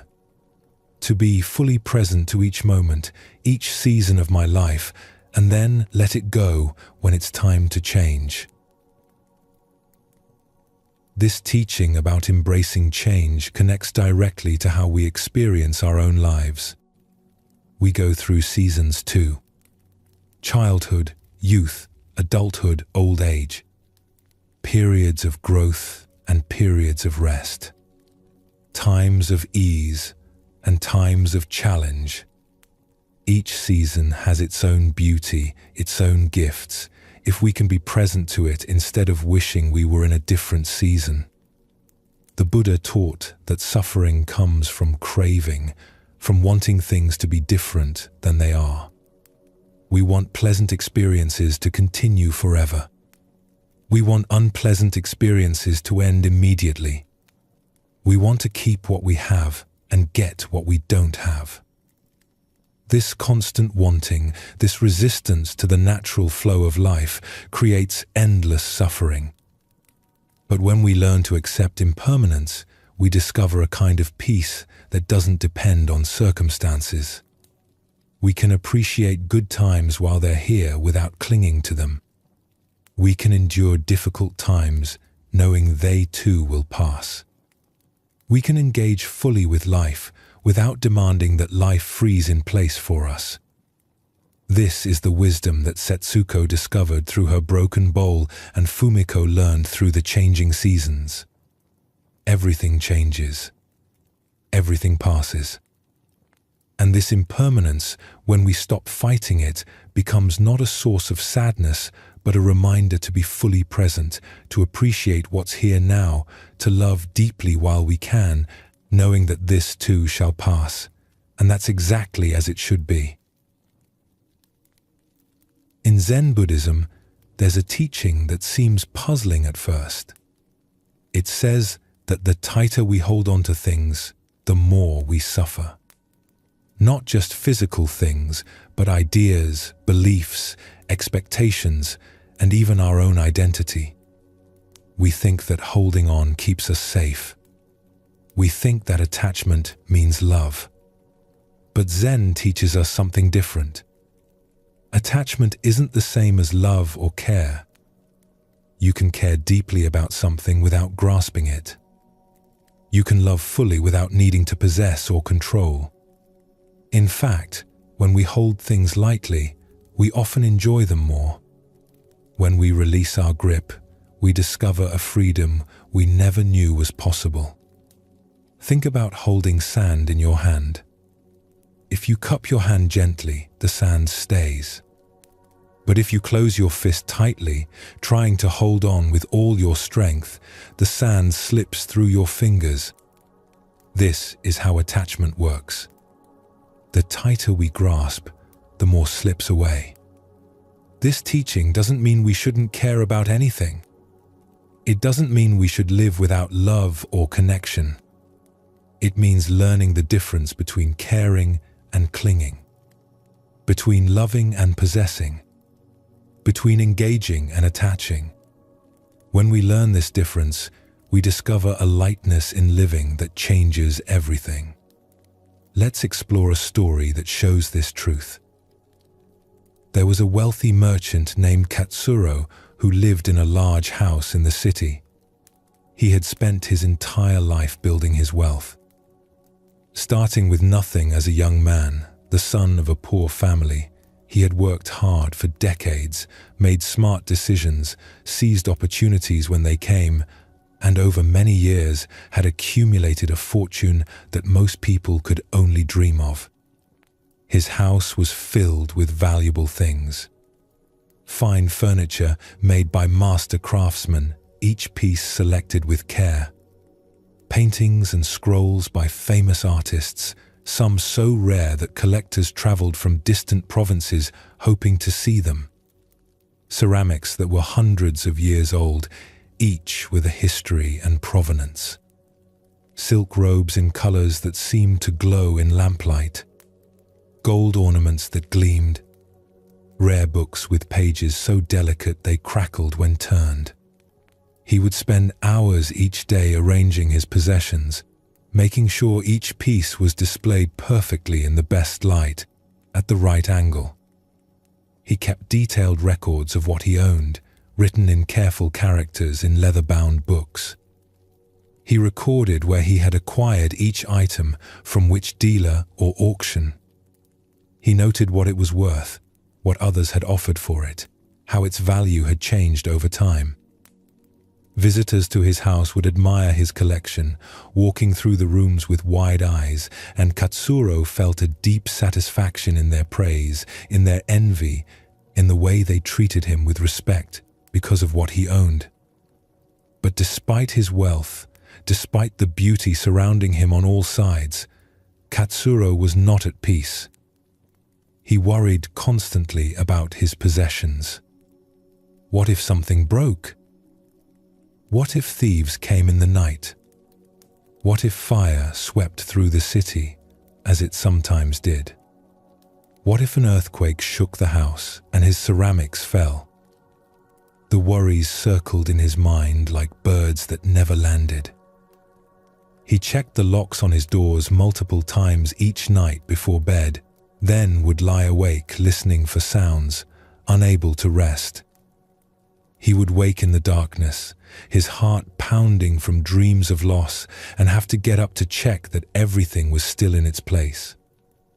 His servants had to be extremely careful, moving through the house as if walking on ice.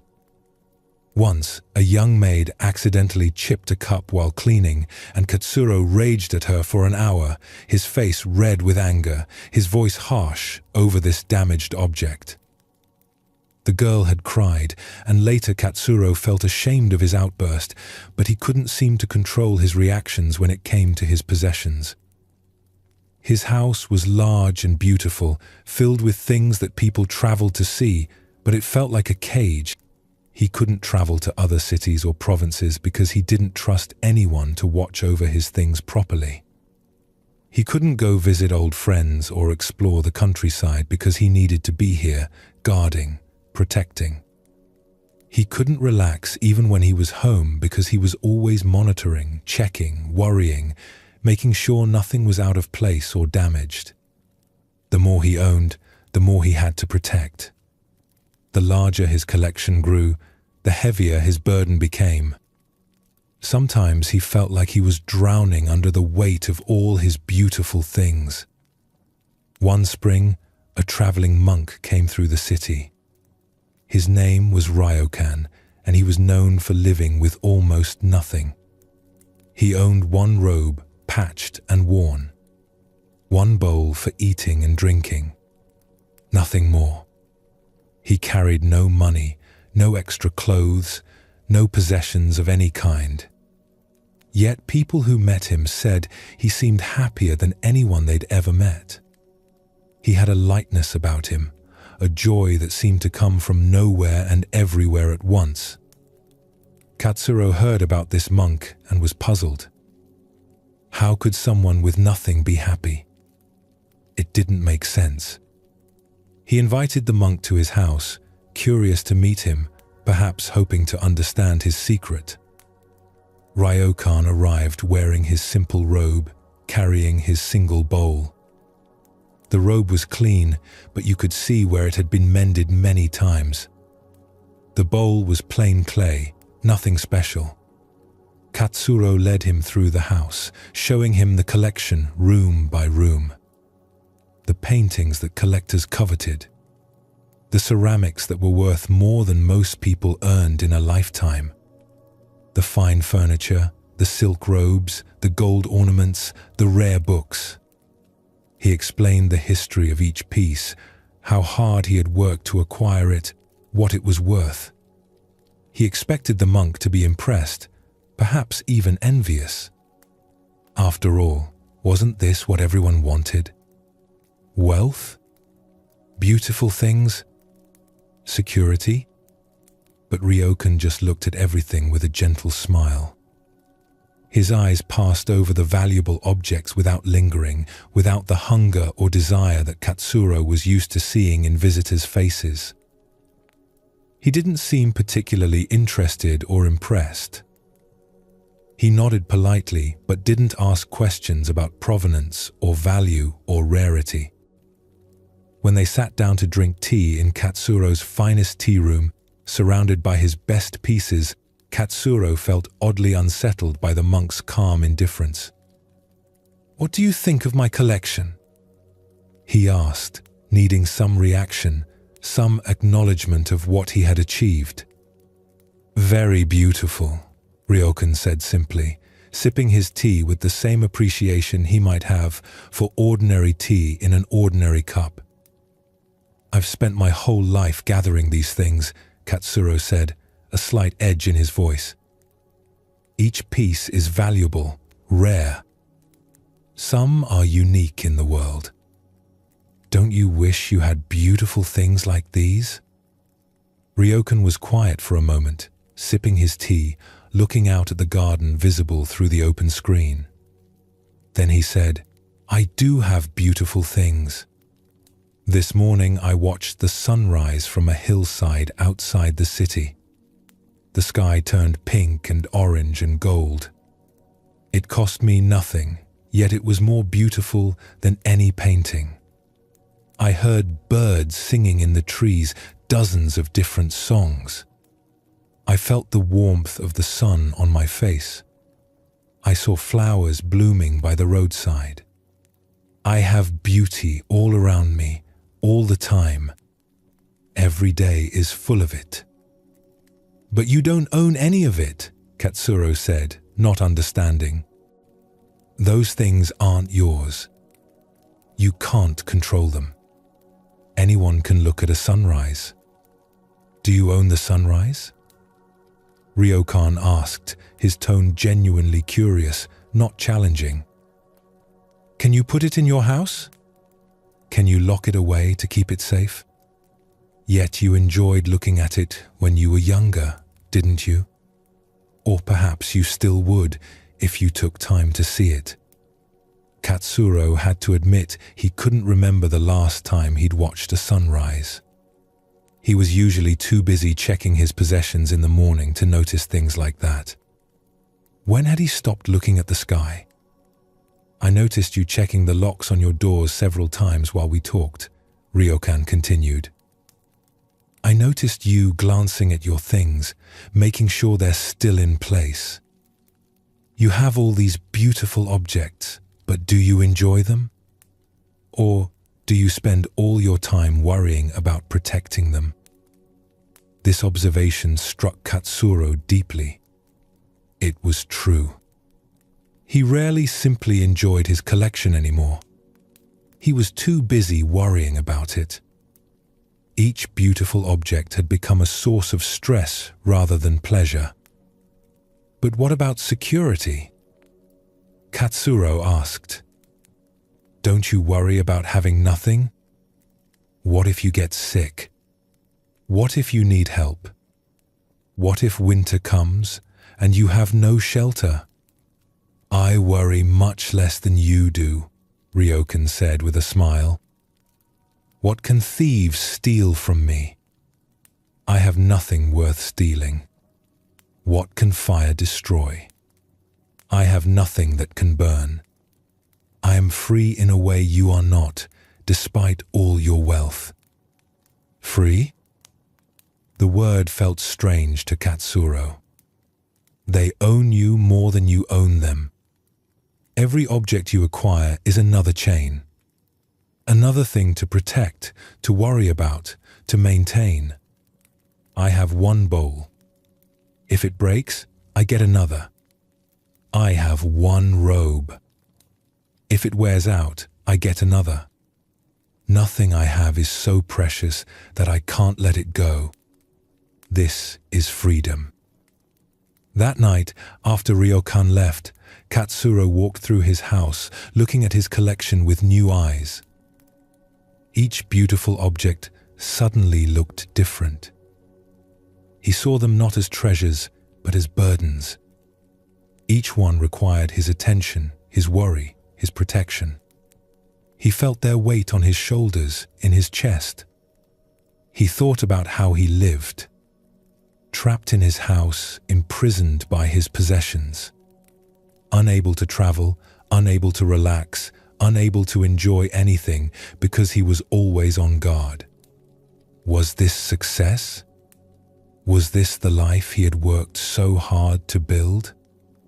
Over the following months, Katsuro began to change.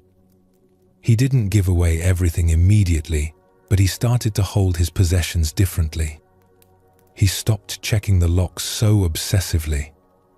He stopped worrying so much about every small thing. When a servant accidentally broke a plate, he surprised himself by not getting angry. It was just a plate. It could be replaced. It wasn't worth his peace of mind. He began to notice that the less tightly he held his things, the more he actually enjoyed them. When he stopped worrying so much about protecting a painting, he could actually look at it and appreciate its beauty. When he stopped treating his ceramics as if they were more important than people, he could invite friends over without anxiety. One evening, he was sitting in his garden watching the sunset. The sky was brilliant with color, orange and pink and purple. It was beautiful, and it cost him nothing. He didn't own it. He couldn't protect it or control it. In a few minutes, it would be gone. But right now, it was here, and he was seeing it, enjoying it, feeling moved by it. He thought about Ryokan with his single bowl, his one robe, his complete freedom. Katsuro still had his house, his possessions, his wealth. But now he held them lightly. He enjoyed them without grasping them. He cared for them without being enslaved by them. Years later, when fire did sweep through part of the city, Katsuro's house was damaged. Some of his collection was lost. His friends expected him to be devastated. But Katsuro surprised them by remaining calm. "Things come and things go," he said. "I enjoyed them while they were here. Now they're gone. I still have my life, my health, my freedom." The fire took possessions, but it couldn't touch what really matters. People noticed that Katsuro seemed lighter after the fire, happier than he had been when his collection was intact. When they asked him about this, he would say, "I learned from a monk with one bowl that true wealth isn't what you own. It's your freedom from being owned by what you have.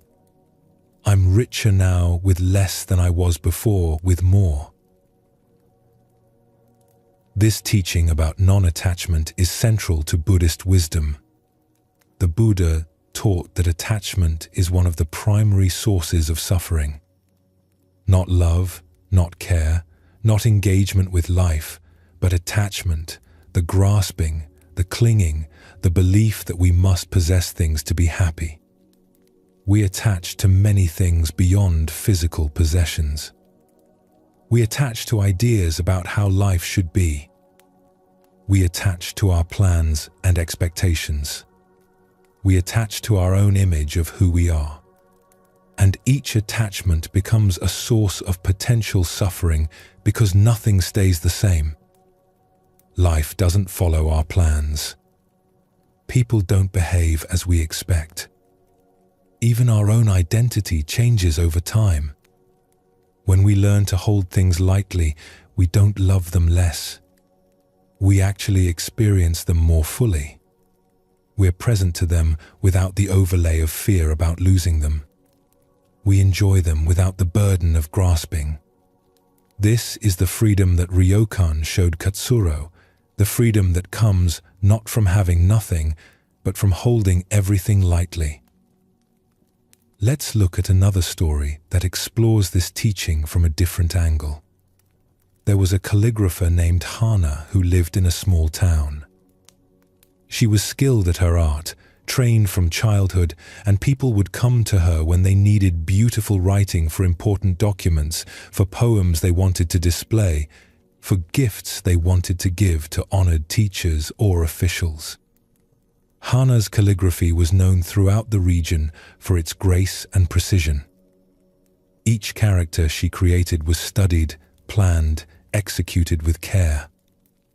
Each stroke followed the classical forms exactly right, or at least, that's what she aimed for.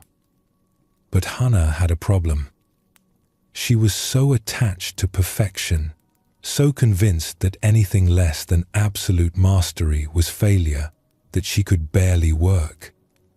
She would sit at her low desk, her materials laid out before her. She would prepare her ink carefully, grinding the ink stick against the stone with water until the consistency was exactly right, testing it on scrap paper. She would select paper, choosing from her best sheets. She would ready her brush, forming the tip into a perfect point. And then she would freeze. What if she made a mistake? What if the character wasn't perfect? What if her hand slipped even slightly? What if the ink bled into the paper in an unplanned way? Paper was expensive, each sheet representing a significant cost. Ink took time to prepare properly. Each attempt had to be perfect, or it was wasted. The pressure of this thinking was crushing. She would sometimes sit for hours with brush in hand, the ink drying on the tip, too afraid to make the first stroke. The fear of imperfection paralyzed her completely. She could see the perfect character in her mind, could visualize exactly how it should look.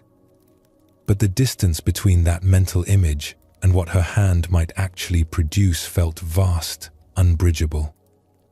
When she finally did begin, after talking herself into it, encouraging herself, forcing herself, she would be so tense that her hand would shake slightly. Her breathing would be shallow. Her shoulders would be up near her ears. And often she would make a small error, a stroke slightly too long or angled wrong, and she would throw away the entire piece in frustration, crumpling it, feeling like a failure. Her floor was covered with discarded attempts, papers crumpled and tossed aside. Each one showed talent, showed training, showed understanding of the forms. But none met her impossible standards. None matched the perfect image in her mind. She was trapped between the ideal and the real, unable to accept anything less than perfection, unable to achieve the perfection she demanded. Hana's teacher, an old calligrapher named Soyen, came to visit. He found her sitting at her desk, staring at blank paper, her brush hovering but not moving. He watched for a while, then said, "You're holding the brush too tightly." Hana looked at her hand. Her knuckles were white from gripping the brush so hard. "I need to control it," she said. "Show me," Soyen said, gesturing to the paper. Hana tried to begin. Her hand was so tense that the first stroke came out shaky, uncertain. She stopped immediately, setting down the brush. "See? I can't do it right." Soyen picked up a brush. He prepared it with ink, then held it loosely in his hand. His grip was so light that it looked like the brush might fall. But when he moved his hand, the brush followed naturally, creating a character on the paper with flowing, confident strokes. The character was beautiful, alive with energy. "How did you do that?" Hana asked. "Your grip was so loose." "Because I wasn't holding on," Soyen explained. "When you hold the brush lightly, it moves naturally. Your hand, your arm, your whole body can flow together. But when you grip tightly, trying to control every tiny movement, you create tension.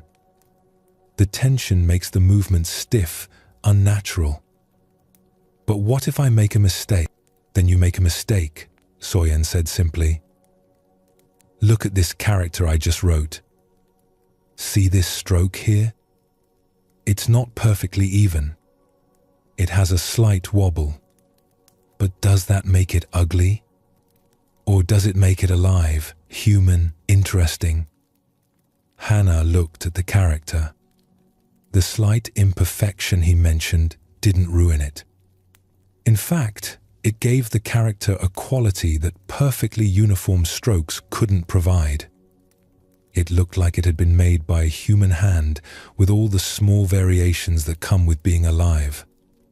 You're so afraid of making mistakes that you can't create anything at all, Soyen continued. You hold on so tightly to your idea of perfection that you strangle the life out of your work. Let go. Hold your brush lightly. Hold your expectations lightly. Allow mistakes to be part of the process. Over the following weeks, Hannah practiced this teaching. She tried to hold her brush more loosely, though every instinct screamed at her to grip tightly, to control. At first, her writing got worse, much worse. Without her tight control, the strokes wandered in unexpected directions. Characters came out crooked, tilted, misshapen. She made many mistakes, more mistakes than she'd ever allowed herself before. Part of her wanted to go back to her old way, to at least have the illusion of control, even if it meant paralysis. But she kept practicing, remembering Soyen's demonstration, remembering the life in his character with its slight wobble. And gradually, over days and then weeks, something shifted. It was subtle at first, hardly noticeable. But she began to feel it. She noticed that when she held the brush lightly, her whole body relaxed. Her shoulders dropped from where they had been hunched near her ears. Her breathing became easier, deeper, more natural. Her mind became quieter, less full of self-criticism and fear. The constant internal commentary that had been judging every stroke began to fade. She found herself entering a state of flow where she wasn't thinking about each movement, but just moving, just creating, just letting the brush dance across the paper. And slowly, her calligraphy began to change. The characters still weren't perfect in the way she had once demanded. You could see the human hand in them, the small variations that showed they were made by a living person and not a machine. But they had something her over-controlled work had lacked. They had life. They had flow. They had energy that seemed to move through the strokes. They felt spontaneous, fresh, present. One day, a wealthy patron came to her door, asking for a poem to be written out for a special gift. It was for his aged father's birthday, a poem about long life and happiness. In the past, Hannah would have been paralyzed by the importance of the commission. She would have spent days preparing, worrying, practicing, and still might not have been able to complete it. This time, she invited the patron in, listened to what he wanted, read the poem several times to understand its feeling. Then she prepared her materials with care but without excessive fuss. She took a breath, feeling the air fill her lungs. She held her brush lightly, feeling its weight balanced in her relaxed fingers. And she began. She let each stroke flow naturally from the one before.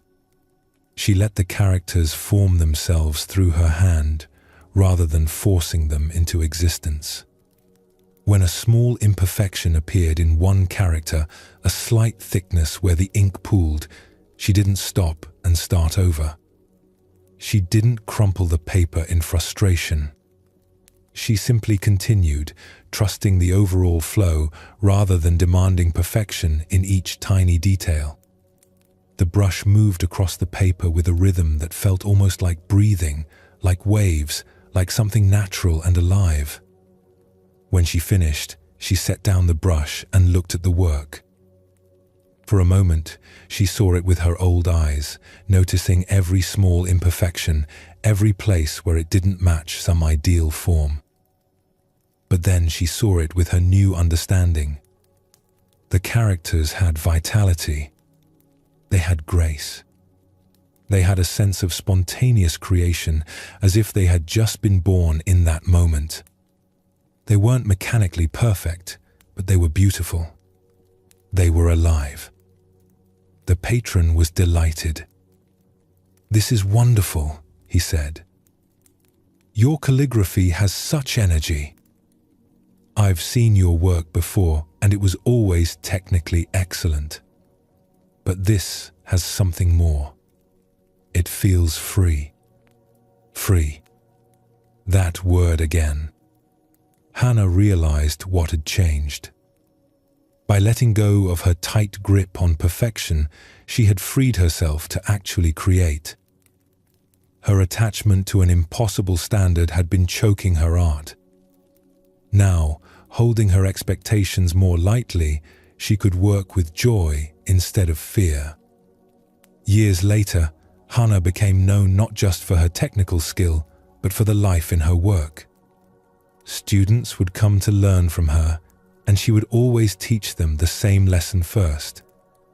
"Hold your brush lightly," she would say. "Hold your expectations lightly. Hold even your successes lightly. The tighter you grip, the less you can create. Let your work flow through you, rather than forcing it into being." She kept one piece of calligraphy in her workroom, hanging where she could see it every day. It was the poem she had written for that patron, the first piece she had created after learning to let go. It wasn't perfect. She could see the imperfections clearly. But those imperfections were part of its beauty. They showed that it had been made by human hands, with all the wonderful uncertainty that comes with being alive and present and willing to make mistakes. This teaching about holding things lightly extends to every part of life. We hold our plans too tightly and become rigid when circumstances change. We hold our beliefs too tightly and can't see new truths. We hold our successes too tightly and fear their loss. We hold our failures too tightly and can't move beyond them. We hold our very identity too tightly and can't grow or change.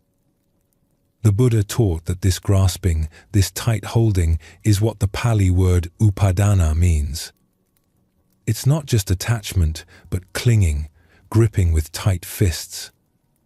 And this clinging creates suffering because life is fluid, constantly changing, always flowing. When we try to grip water, it slips away. When we try to grip life, we miss it.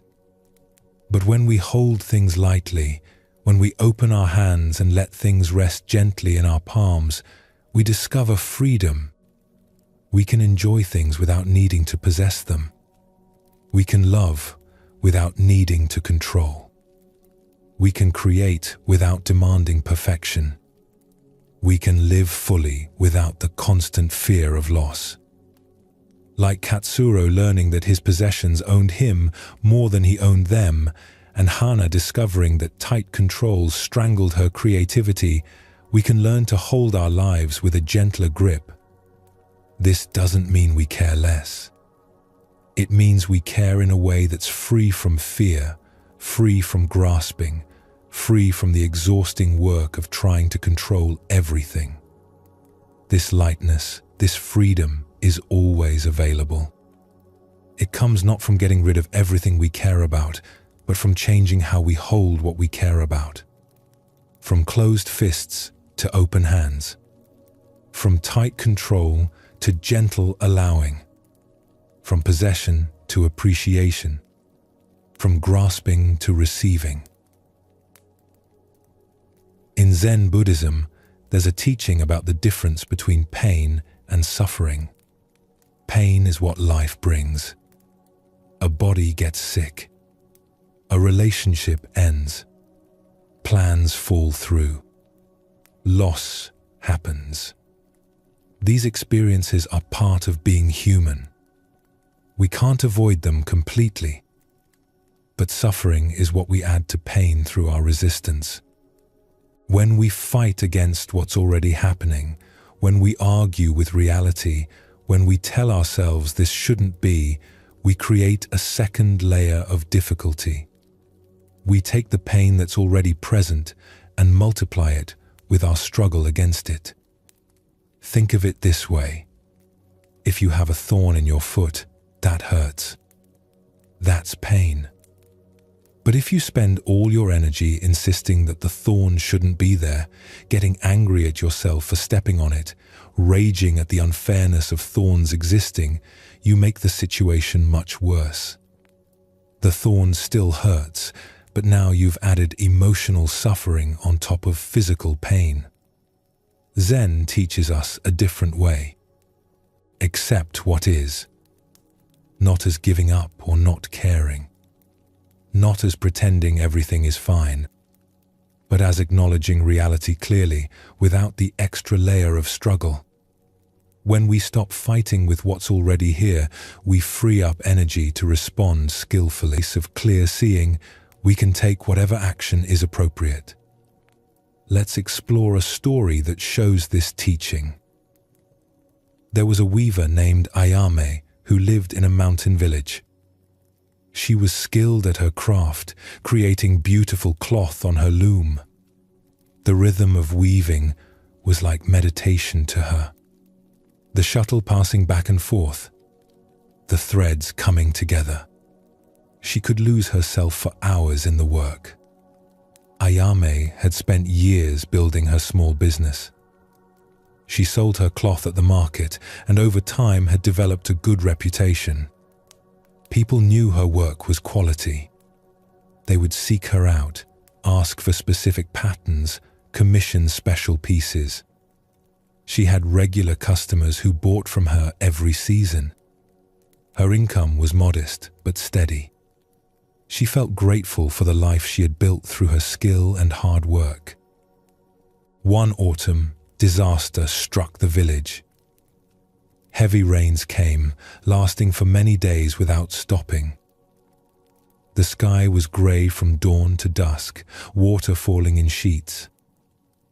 The river that ran through the valley swelled beyond its banks, brown and churning with debris. Water poured down the mountain slopes, gathering force, picking up soil and rocks as it rushed downward. A mudslide hit the village in the night, a sound like thunder that woke everyone from sleep. Ayame woke to shouting and confusion. People running through the darkness. The sound of destruction, wood cracking, earth moving. She left her house, joining others in the street, trying to understand what had happened. When dawn came and she could finally see, her heart sank. Her workshop was gone. The building that had stood at the edge of the village, where she had worked for so many years, was completely buried under mud and rocks. Only one corner of the roof was visible, sticking up at an angle. Her loom was destroyed, crushed under the weight. The cloth she had been working on for weeks, a complex pattern she had spent days planning, was ruined, buried somewhere in the mud. The threads she had prepared, dyed in colors she had mixed herself, were lost. The tools she had collected over years of work, each one familiar to her hands, were gone. Everything she needed for her work was under tons of mud and debris that would take weeks to clear. Ayame stood looking at where her workshop had been, feeling shock settle over her like a heavy blanket. Her legs felt weak. Her chest felt tight. Years of work destroyed in one night. Her livelihood gone. How would she support herself? How would she start over? She was not young anymore, past 50, and the thought of rebuilding from nothing seemed impossible, overwhelming. In the days that followed, as the village began to recover and people started clearing debris and making plans, Ayame found herself consumed with bitter thoughts. These thoughts ran through her mind in circles, repeating endlessly. This shouldn't have happened. It wasn't fair. She had worked so hard, done everything right. She had been careful with her workshop, maintained it well. She had hurt no one. Why was she being punished? What had she done to deserve this? She would lie awake at night, staring into darkness, her mind circling through these thoughts without rest.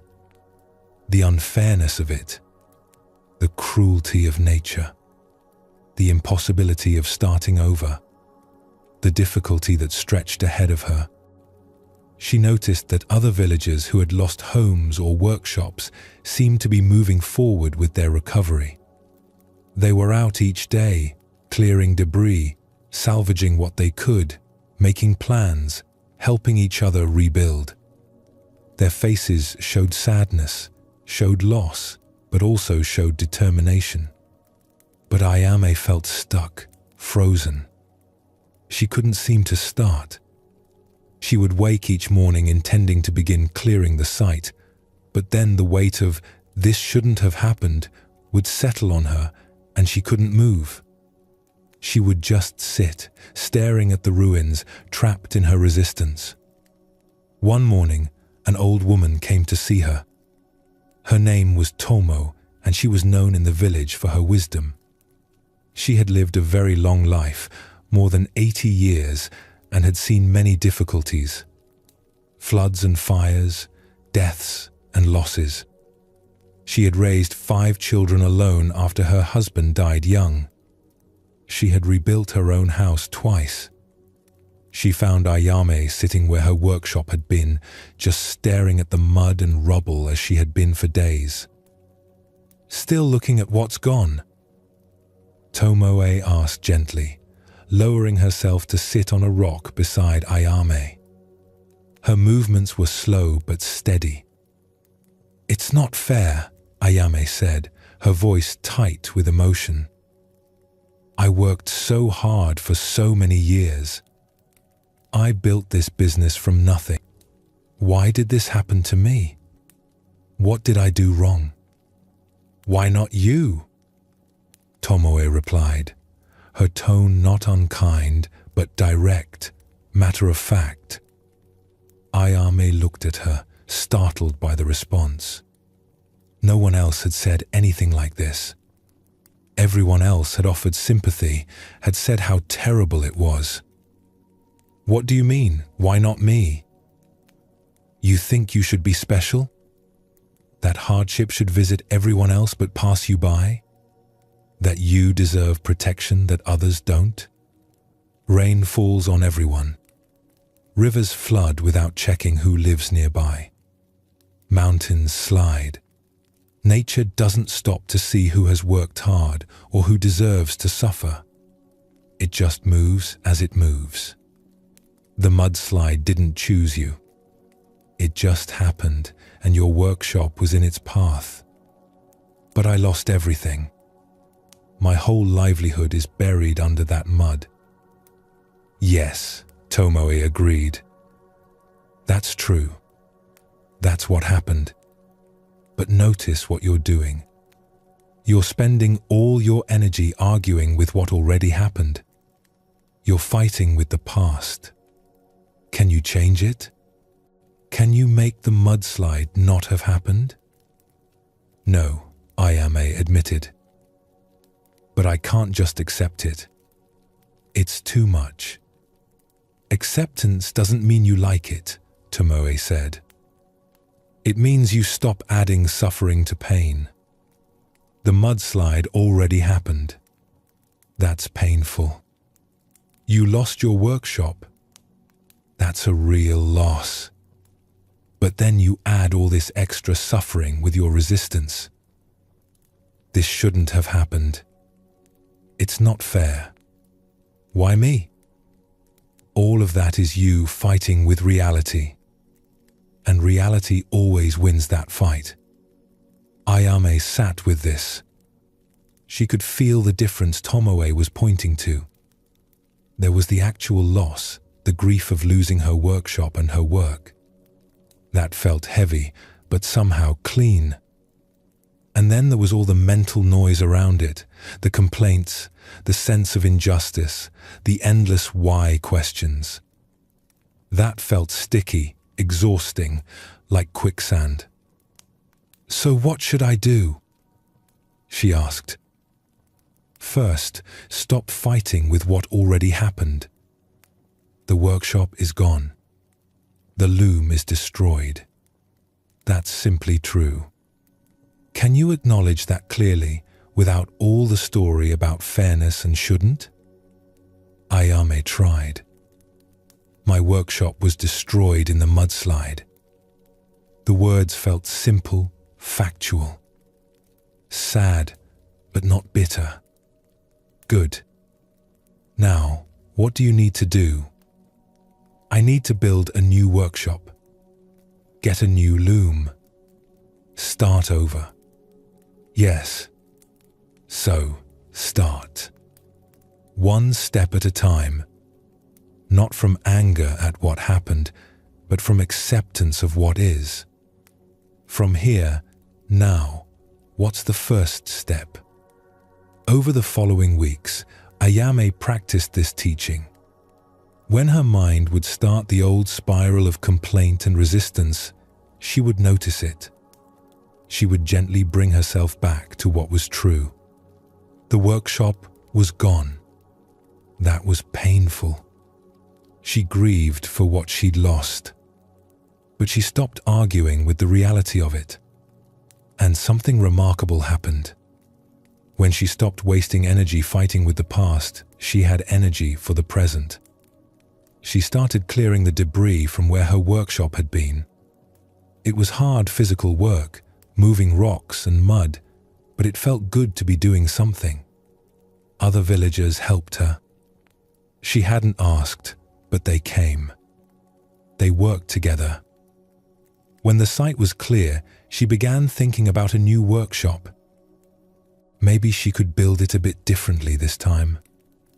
Maybe she could make some improvements she'd always thought about, but never done. The disaster, while painful, had created an opening for something new. A merchant from a nearby town heard about the mudslide and came to see if any weavers had survived.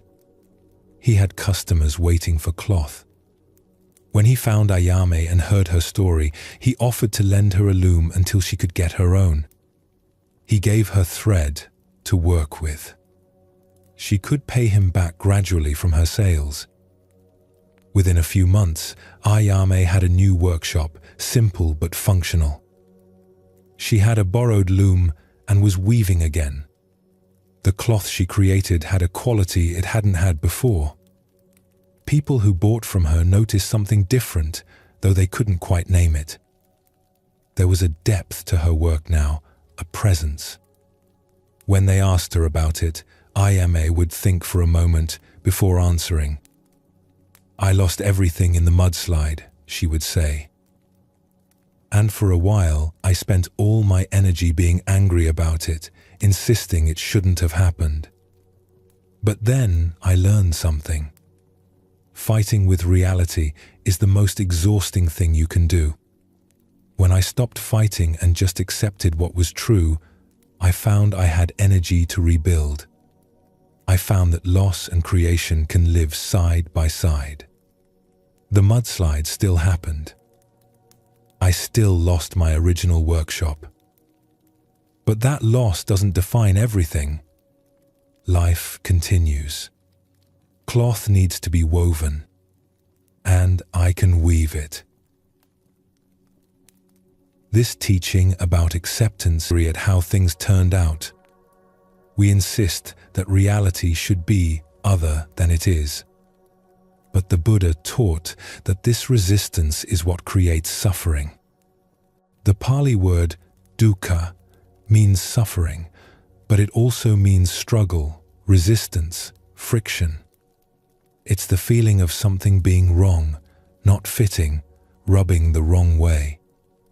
This friction comes not from circumstances themselves, but from our relationship with circumstances. When we accept what is, we don't necessarily like it.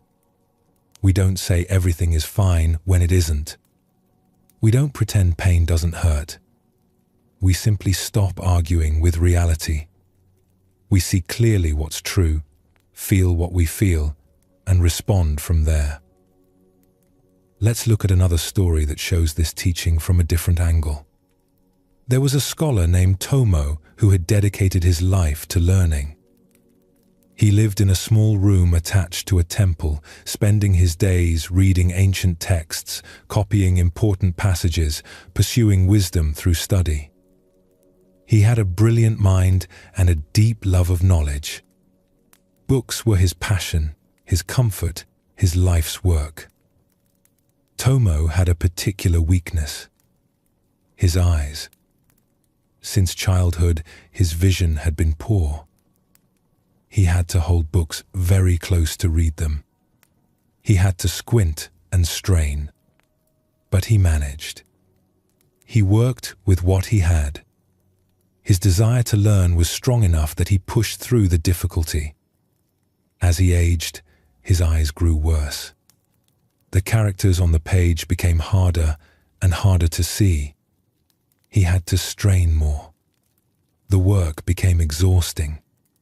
But he kept pushing, refusing to acknowledge the limitation. He would read until his head ached, until his eyes burned with fatigue. He insisted to himself that if he just tried harder, focused more, he could overcome this obstacle. One afternoon, after hours of straining to read a difficult text, Tomo's vision suddenly blurred. Everything became indistinct, fuzzy. He blinked, rubbed his eyes, but the blur remained. Panic rose in his chest. He tried to read the text again, bringing it so close his nose almost touched the page, but he couldn't make out the characters anymore. He went to a physician, a woman known for her knowledge of such ailments. She examined his eyes carefully, asked questions, shook her head. "Your eyes have been damaged by years of strain.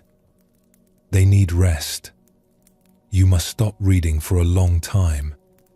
Maybe months, maybe longer." "I can't stop reading," Tomo said immediately. "That's my life. That's my work. There must be another way." "There isn't," the physician said. "If you keep pushing, you may lose your sight entirely. Your eyes need rest. That's the reality." Tomo left the physician's house in distress. This couldn't be happening. He was a scholar. Reading was what he did. It was who he was. How could he be a scholar who couldn't read? It was impossible. It was unacceptable. There had to be a way around this. For days, he tried to keep working despite the physician's warning. He would hold books at different angles, trying to find a position where the characters would come into focus. He would sit by the window where the light was best, then move to a lamp when the sun set. He would blink hard and rest for a moment, pressing his fingers gently against his closed eyelids, then try again. But the physician was right. His eyes couldn't do it anymore. They had been pushed beyond their limit. The more he tried, the worse they became, as if in rebellion against his demands. He developed headaches that started behind his eyes and spread across his entire skull, lasting for hours. The blur in his vision spread, growing worse each time he tried to read. Sometimes he would see flashes of light at the edges of his vision. The pain became constant. Finally, exhausted and in pain that made him feel sick, Tomo gave up. He carefully put away his books, stacking them on the shelves, running his hands over their covers one last time. Each one represented hours of reading, knowledge gained, passages copied. He closed the shutters over his shelves, unable to bear looking at what he couldn't access. He sat in his small room with nothing to do, feeling utterly lost. Who was he without his books? His entire identity had been built around study and learning. What was the point of his life if he couldn't read? What did he have to offer? He felt like he had lost himself along with his ability to see clearly. The temple's abbot, an old monk named Egen, came to visit a few days later. He found Tomo sitting in darkness, curtains drawn over the window, shutters closed, doing nothing. Just sitting on his mat, staring at nothing, lost in his thoughts. "Your eyes trouble you," Egen observed, settling himself on the floor across from Tomo. His voice was gentle, without pity. "I can't read," Tomo said, the words bitter in his mouth, like ash. "My life's work is over. Everything I've built, everything I am, depends on reading. I might as well be dead. What use is a scholar who can't see?" "Your eyes need rest, I hear." The physician said months, perhaps longer. "Yes, but I can't accept that. I won't accept that. I'm a scholar. I need my eyes. This shouldn't be happening. There must be some other treatment, some other physician who knows more. This can't be the answer." Egen was quiet for a moment, just sitting in the dimness. Then he asked, "Are your ears damaged?" The question surprised Tomo, pulling him out of his circular thoughts. "No. My hearing is fine. Better than fine, actually." "Your mind? Can you still think? Can you still understand complex ideas? Can you still remember what you've learned over all these years?" "Yes, of course. My mind works perfectly well. It's just my eyes that are failing me." "Then you can still learn," Egen said simply. "Just not through your eyes for a while. Just not in the way you're accustomed to. But all wisdom is in books. How can I learn without reading?" "Is it?" Egen asked. "All wisdom is in books? What about the wisdom of living? Of experiencing? Of listening? I've known many learned scholars who couldn't see the wisdom right in front of them because they were always looking at pages." Tomo sat with this. He had spent his whole life believing that wisdom came from books, from study, from reading what wise people had written. But Egen was suggesting something different. "Can you accept that your eyes need rest?" Egen asked. "Not as a punishment. Not as a tragedy. Just as what's true right now." "It's hard," Tomo admitted. "Yes, because you've attached your whole identity to being someone who reads. But you're more than your eyes. You're more than your ability to study texts. Can you be curious about who you are when you can't read? What else might be there?" Over the following weeks, Tomo tried to practice acceptance. It was difficult, perhaps the hardest thing he'd ever done. When his mind would start insisting that this shouldn't be happening, that he needed to find a way to keep reading, that there must be some solution he hadn't tried yet, he would notice the resistance. He would feel it in his body as tension, as a clenching in his chest. He would try to come back to what was simply true without the overlay of argument. His eyes needed rest. That was the reality. Fighting it wouldn't change it. Denying it wouldn't make it less true. And slowly, gradually, a strange thing happened. When he stopped fighting, when he accepted his limitation without the constant mental struggle against it, he began to notice other things. Things that had been there all along, but that he'd been too busy to see, too focused on his books to appreciate. He started really listening to people when they spoke.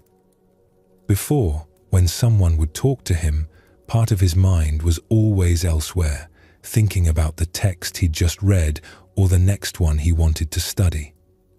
Now, with nothing else demanding his attention, he could be fully present to the speaker. He heard nuances in their voices he'd missed before. He noticed pauses and hesitations that revealed uncertainty. He caught warmth and humor that had passed him by. He discovered that listening deeply was its own kind of study, its own source of wisdom.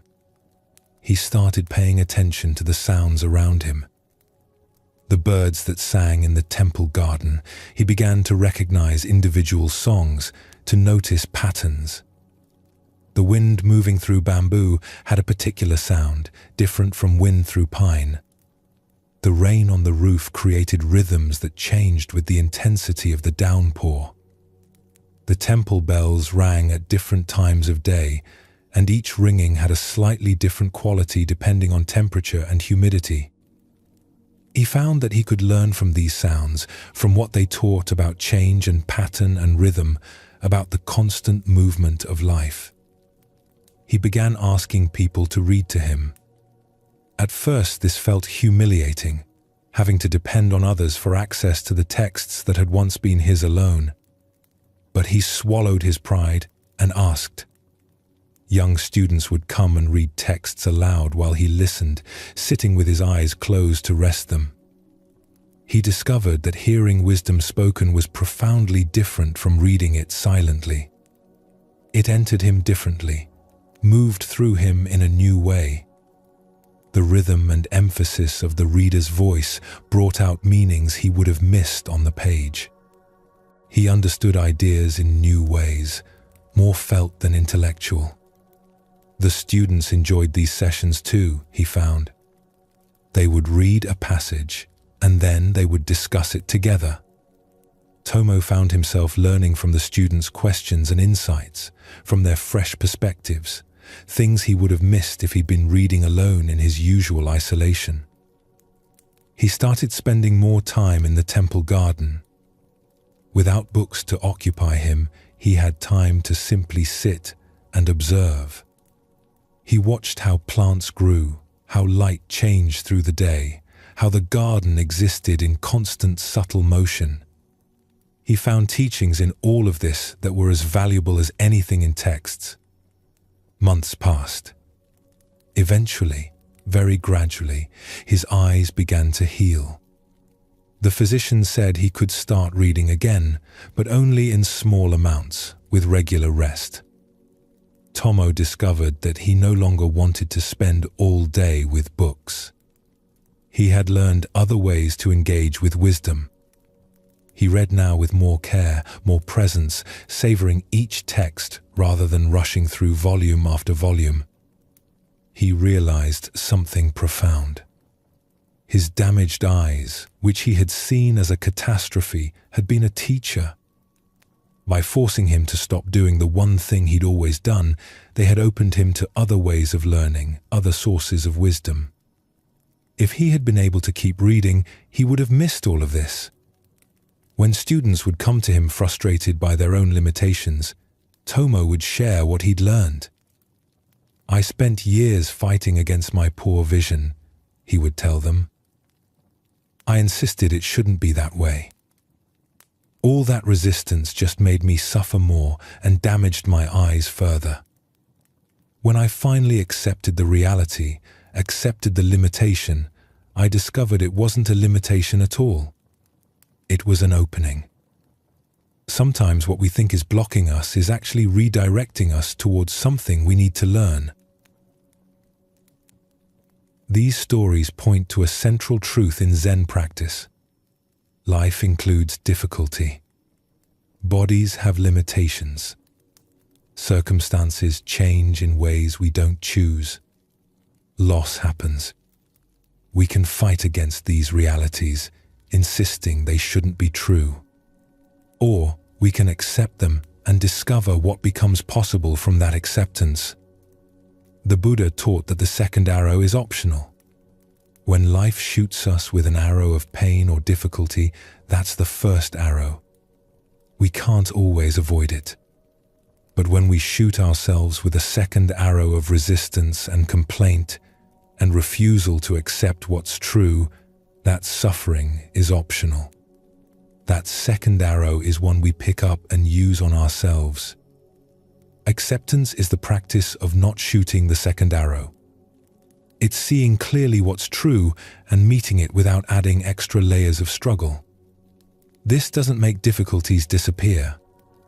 Ayame still lost her workshop.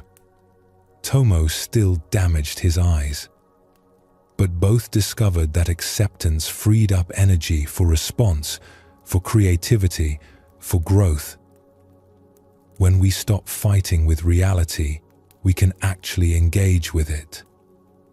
When we accept limitations, we often discover they're not as limiting as we thought. When we allow difficulty to be difficult without insisting it shouldn't be, we find we can bear it more easily than when we're fighting it every step of the way.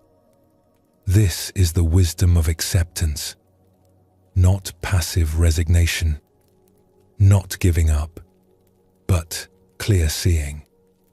Meeting what is with open eyes and an open heart. And from that place of acceptance, responding with whatever wisdom and skill we have. In Zen Buddhism, there's a teaching that might surprise you. Truth is simple. Not easy, but simple. We often think that wisdom must be complicated, that enlightenment requires understanding complex philosophy or mastering difficult techniques. We search for the answer in distant places, in ancient texts, in elaborate practices. But Zen points to something much more direct. Truth is right here, right now, in ordinary life. It's not hidden behind layers of complexity. It's not reserved for those who have studied for years or achieved special states. It's as close as your next breath, as immediate as the sensation of sitting or lying down, as available as this moment. The problem isn't that truth is hard to find. The problem is that we keep looking past it, thinking it must be somewhere else, something more impressive or complicated. We add layers of thought and interpretation to simple experience, then wonder why we can't find peace. Zen practice is about removing these layers, coming back to what's simple and direct. Not adding more knowing, but discovering what's here before we add all our ideas about it. This is why Zen stories often seem puzzling. They're not trying to give you complex answers. They're trying to point you back to simple, direct experience. Let's explore a story that shows this teaching. There was a young monk named Ren who had been studying at a monastery for 3 years. He was earnest and dedicated, spending long hours in meditation, studying texts, learning forms and rituals. He wanted to understand Zen deeply. He wanted to achieve enlightenment. He would ask his teacher, Master Sato, question after question about the nature of mind, the meaning of emptiness, the path to awakening. Master Sato would answer briefly, often with words Ren didn't fully understand. This frustrated Ren. He felt like the master was holding back, not giving him the real teaching. There must be some secret knowledge, some special technique that the master wasn't sharing yet. One day, Ren was working in the monastery garden, pulling weeds. It was hot. Sweat ran down his back. His knees hurt from kneeling. His mind was full of questions about a text he'd been studying, complex ideas about consciousness and reality. He barely noticed what he was doing, his hands pulling weeds automatically while his mind churned through philosophical puzzles. Master Sato came and knelt beside him, picking up a weed and examining it. "What are you doing?" the master asked. "Pulling weeds," Ren replied, not really paying attention. "Are you?" Ren looked at the master, confused. "Yes, I'm pulling weeds." "That's what you asked me to do." "Your hands are pulling weeds," Sato said. "But where are you?" "You're somewhere in your head, thinking about ideas. You're not here at all." Ren realized this was true. He had been so lost in thought that he hadn't really been present to the actual experience of gardening. "I was thinking about the text we studied yesterday, about emptiness and form. I don't understand it yet." "Pull this weed," Sato said, pointing to a particularly stubborn plant. Ren pulled. The weed came out with effort, roots bringing up clumps of soil.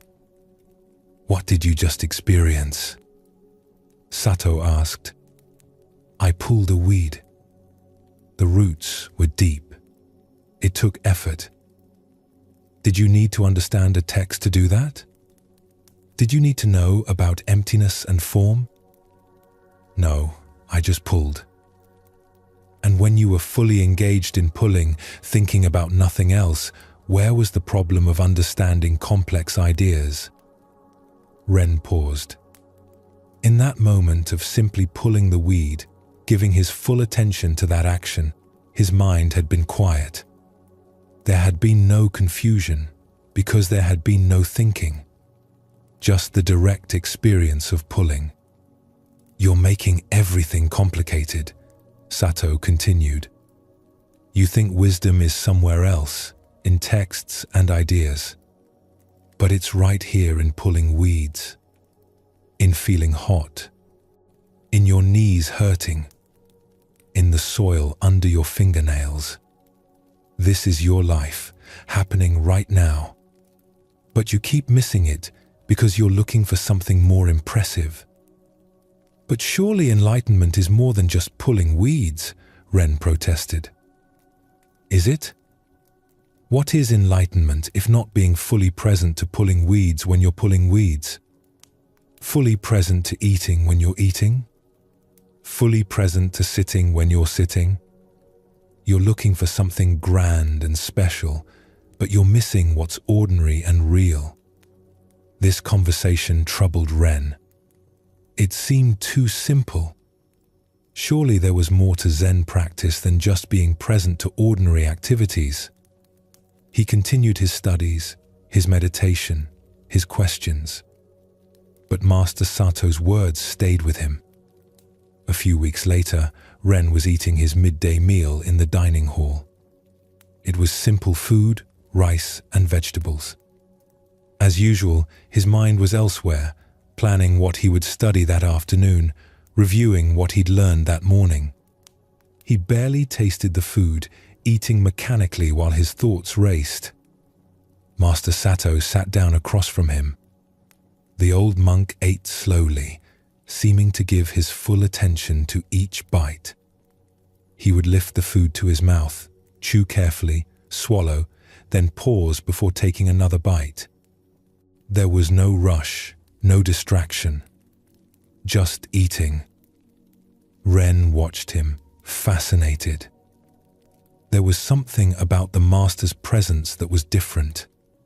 "Master," Ren asked, "what are you doing?" Sato looked at him with surprise. "Eating. But you look so present, so focused. Are you doing some special practice?" "I'm eating," Sato repeated. "When you eat, do you eat? Or do you think? Plan? Review? Somewhere else entirely while food passes into your mouth?" Ren looked down at his bowl. He had eaten half his meal without tasting any of it. He had no memory of it at all.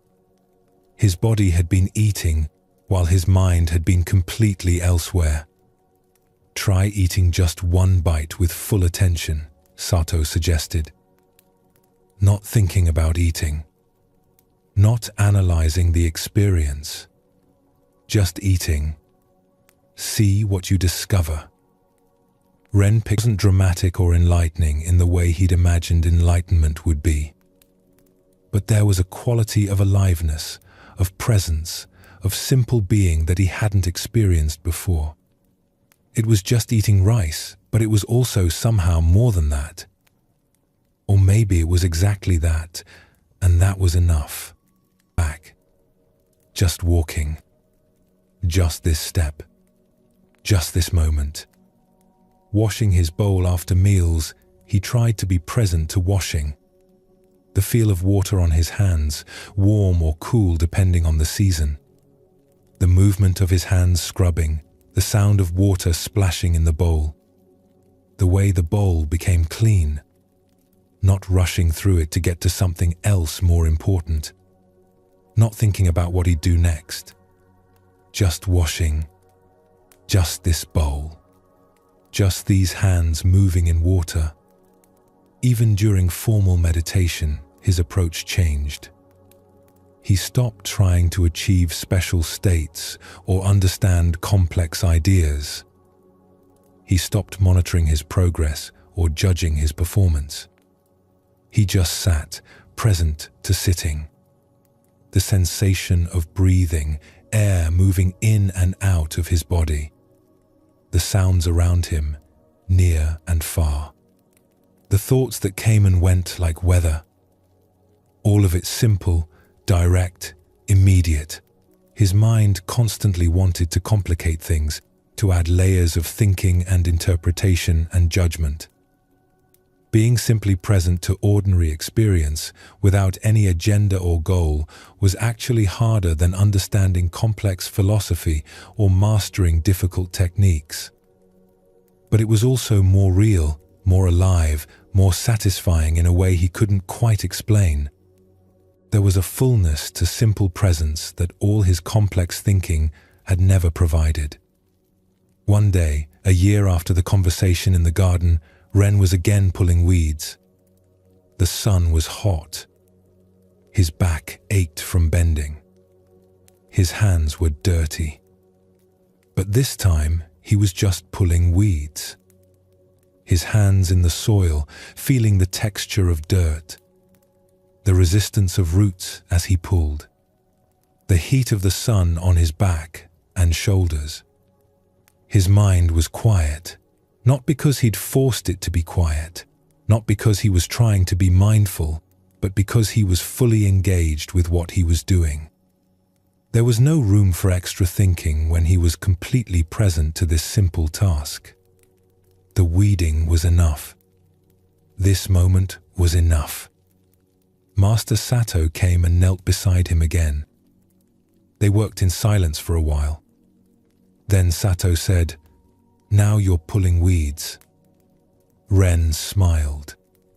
He understood. He had been searching for something grand and complicated, but wisdom was right here in the ordinary, in the simple, in the direct experience of life as it actually was.